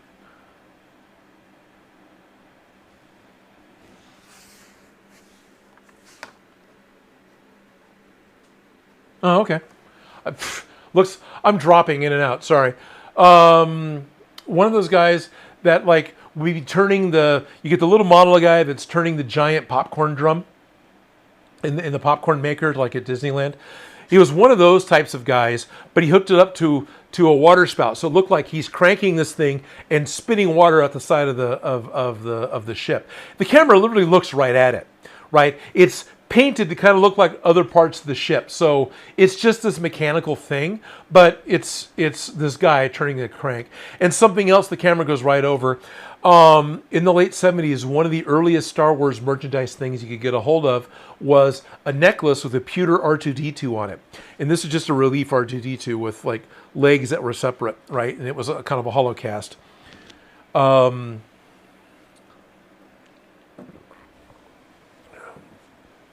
Apparently I'm getting hoarse. That R2-D2 was glued on the deck as well. As well as the mothership for Close Encounters of the Third Kind. And both movies, you can see R2-D2 in the final movie. You kind of have to know where to look. It's not, in neither one of them are they really predominant. but they're there. And the fact that they use the MPC, the old MPC Millennium Falcon model kit as one of the buildings in Blade Runner, and that's all the crap I read as a kid constantly. Tom Savini's book on rubber monsters and horror effects. The book I have is called Bizarro. Currently, it's still in print or reprinted as Grand Illusions. That's the stuff I used to read all the time. And so, yeah, I've always loved props. It's been a hyper focus. How you make crap for movies out of usually crap. Everyone, thank you very much for joining me again today. I tried signing off once before. And, oh, Dan Does Junk is here. Sweet. Hello, Dan. Hi. Sorry I didn't warn you I was going to go live. So both moderators are here now, Dan. Sorry I'm signing off. But I plan on being back in 2 weeks. I think I probably need to put the V-hooks onto the proton packs. That seems like the right thing to do to finish that project. I also need to coordinate with Felicia about getting more done on the Pink Ranger, which the helmet should be. Come here. Get back going on this project. Oh, that's not balanced very well at all. It's the glasses. But anyway, get going on this project again. That's right. I gotta redo this. Yeah, things to look forward to. The laser's in here. It's right there. I don't know if it's on screen or not. Is it? No, it's just behind the laptop. So I'm gonna be laser happy still. I've got because of the fireplace. I've got a place that I can vent the fumes from the laser cutter. So anyway. Everyone, thank you for joining me today. Thank you for spending your Sunday morning with me, listening to me talk about the things that have been going on. And I'm going to see you again in 2 weeks. And it's good to be live streaming again. I'm amazed I can talk about nothing for 3 hours. Thank you all very much. And for all of you who are watching in the future, thank you too. You guys are great.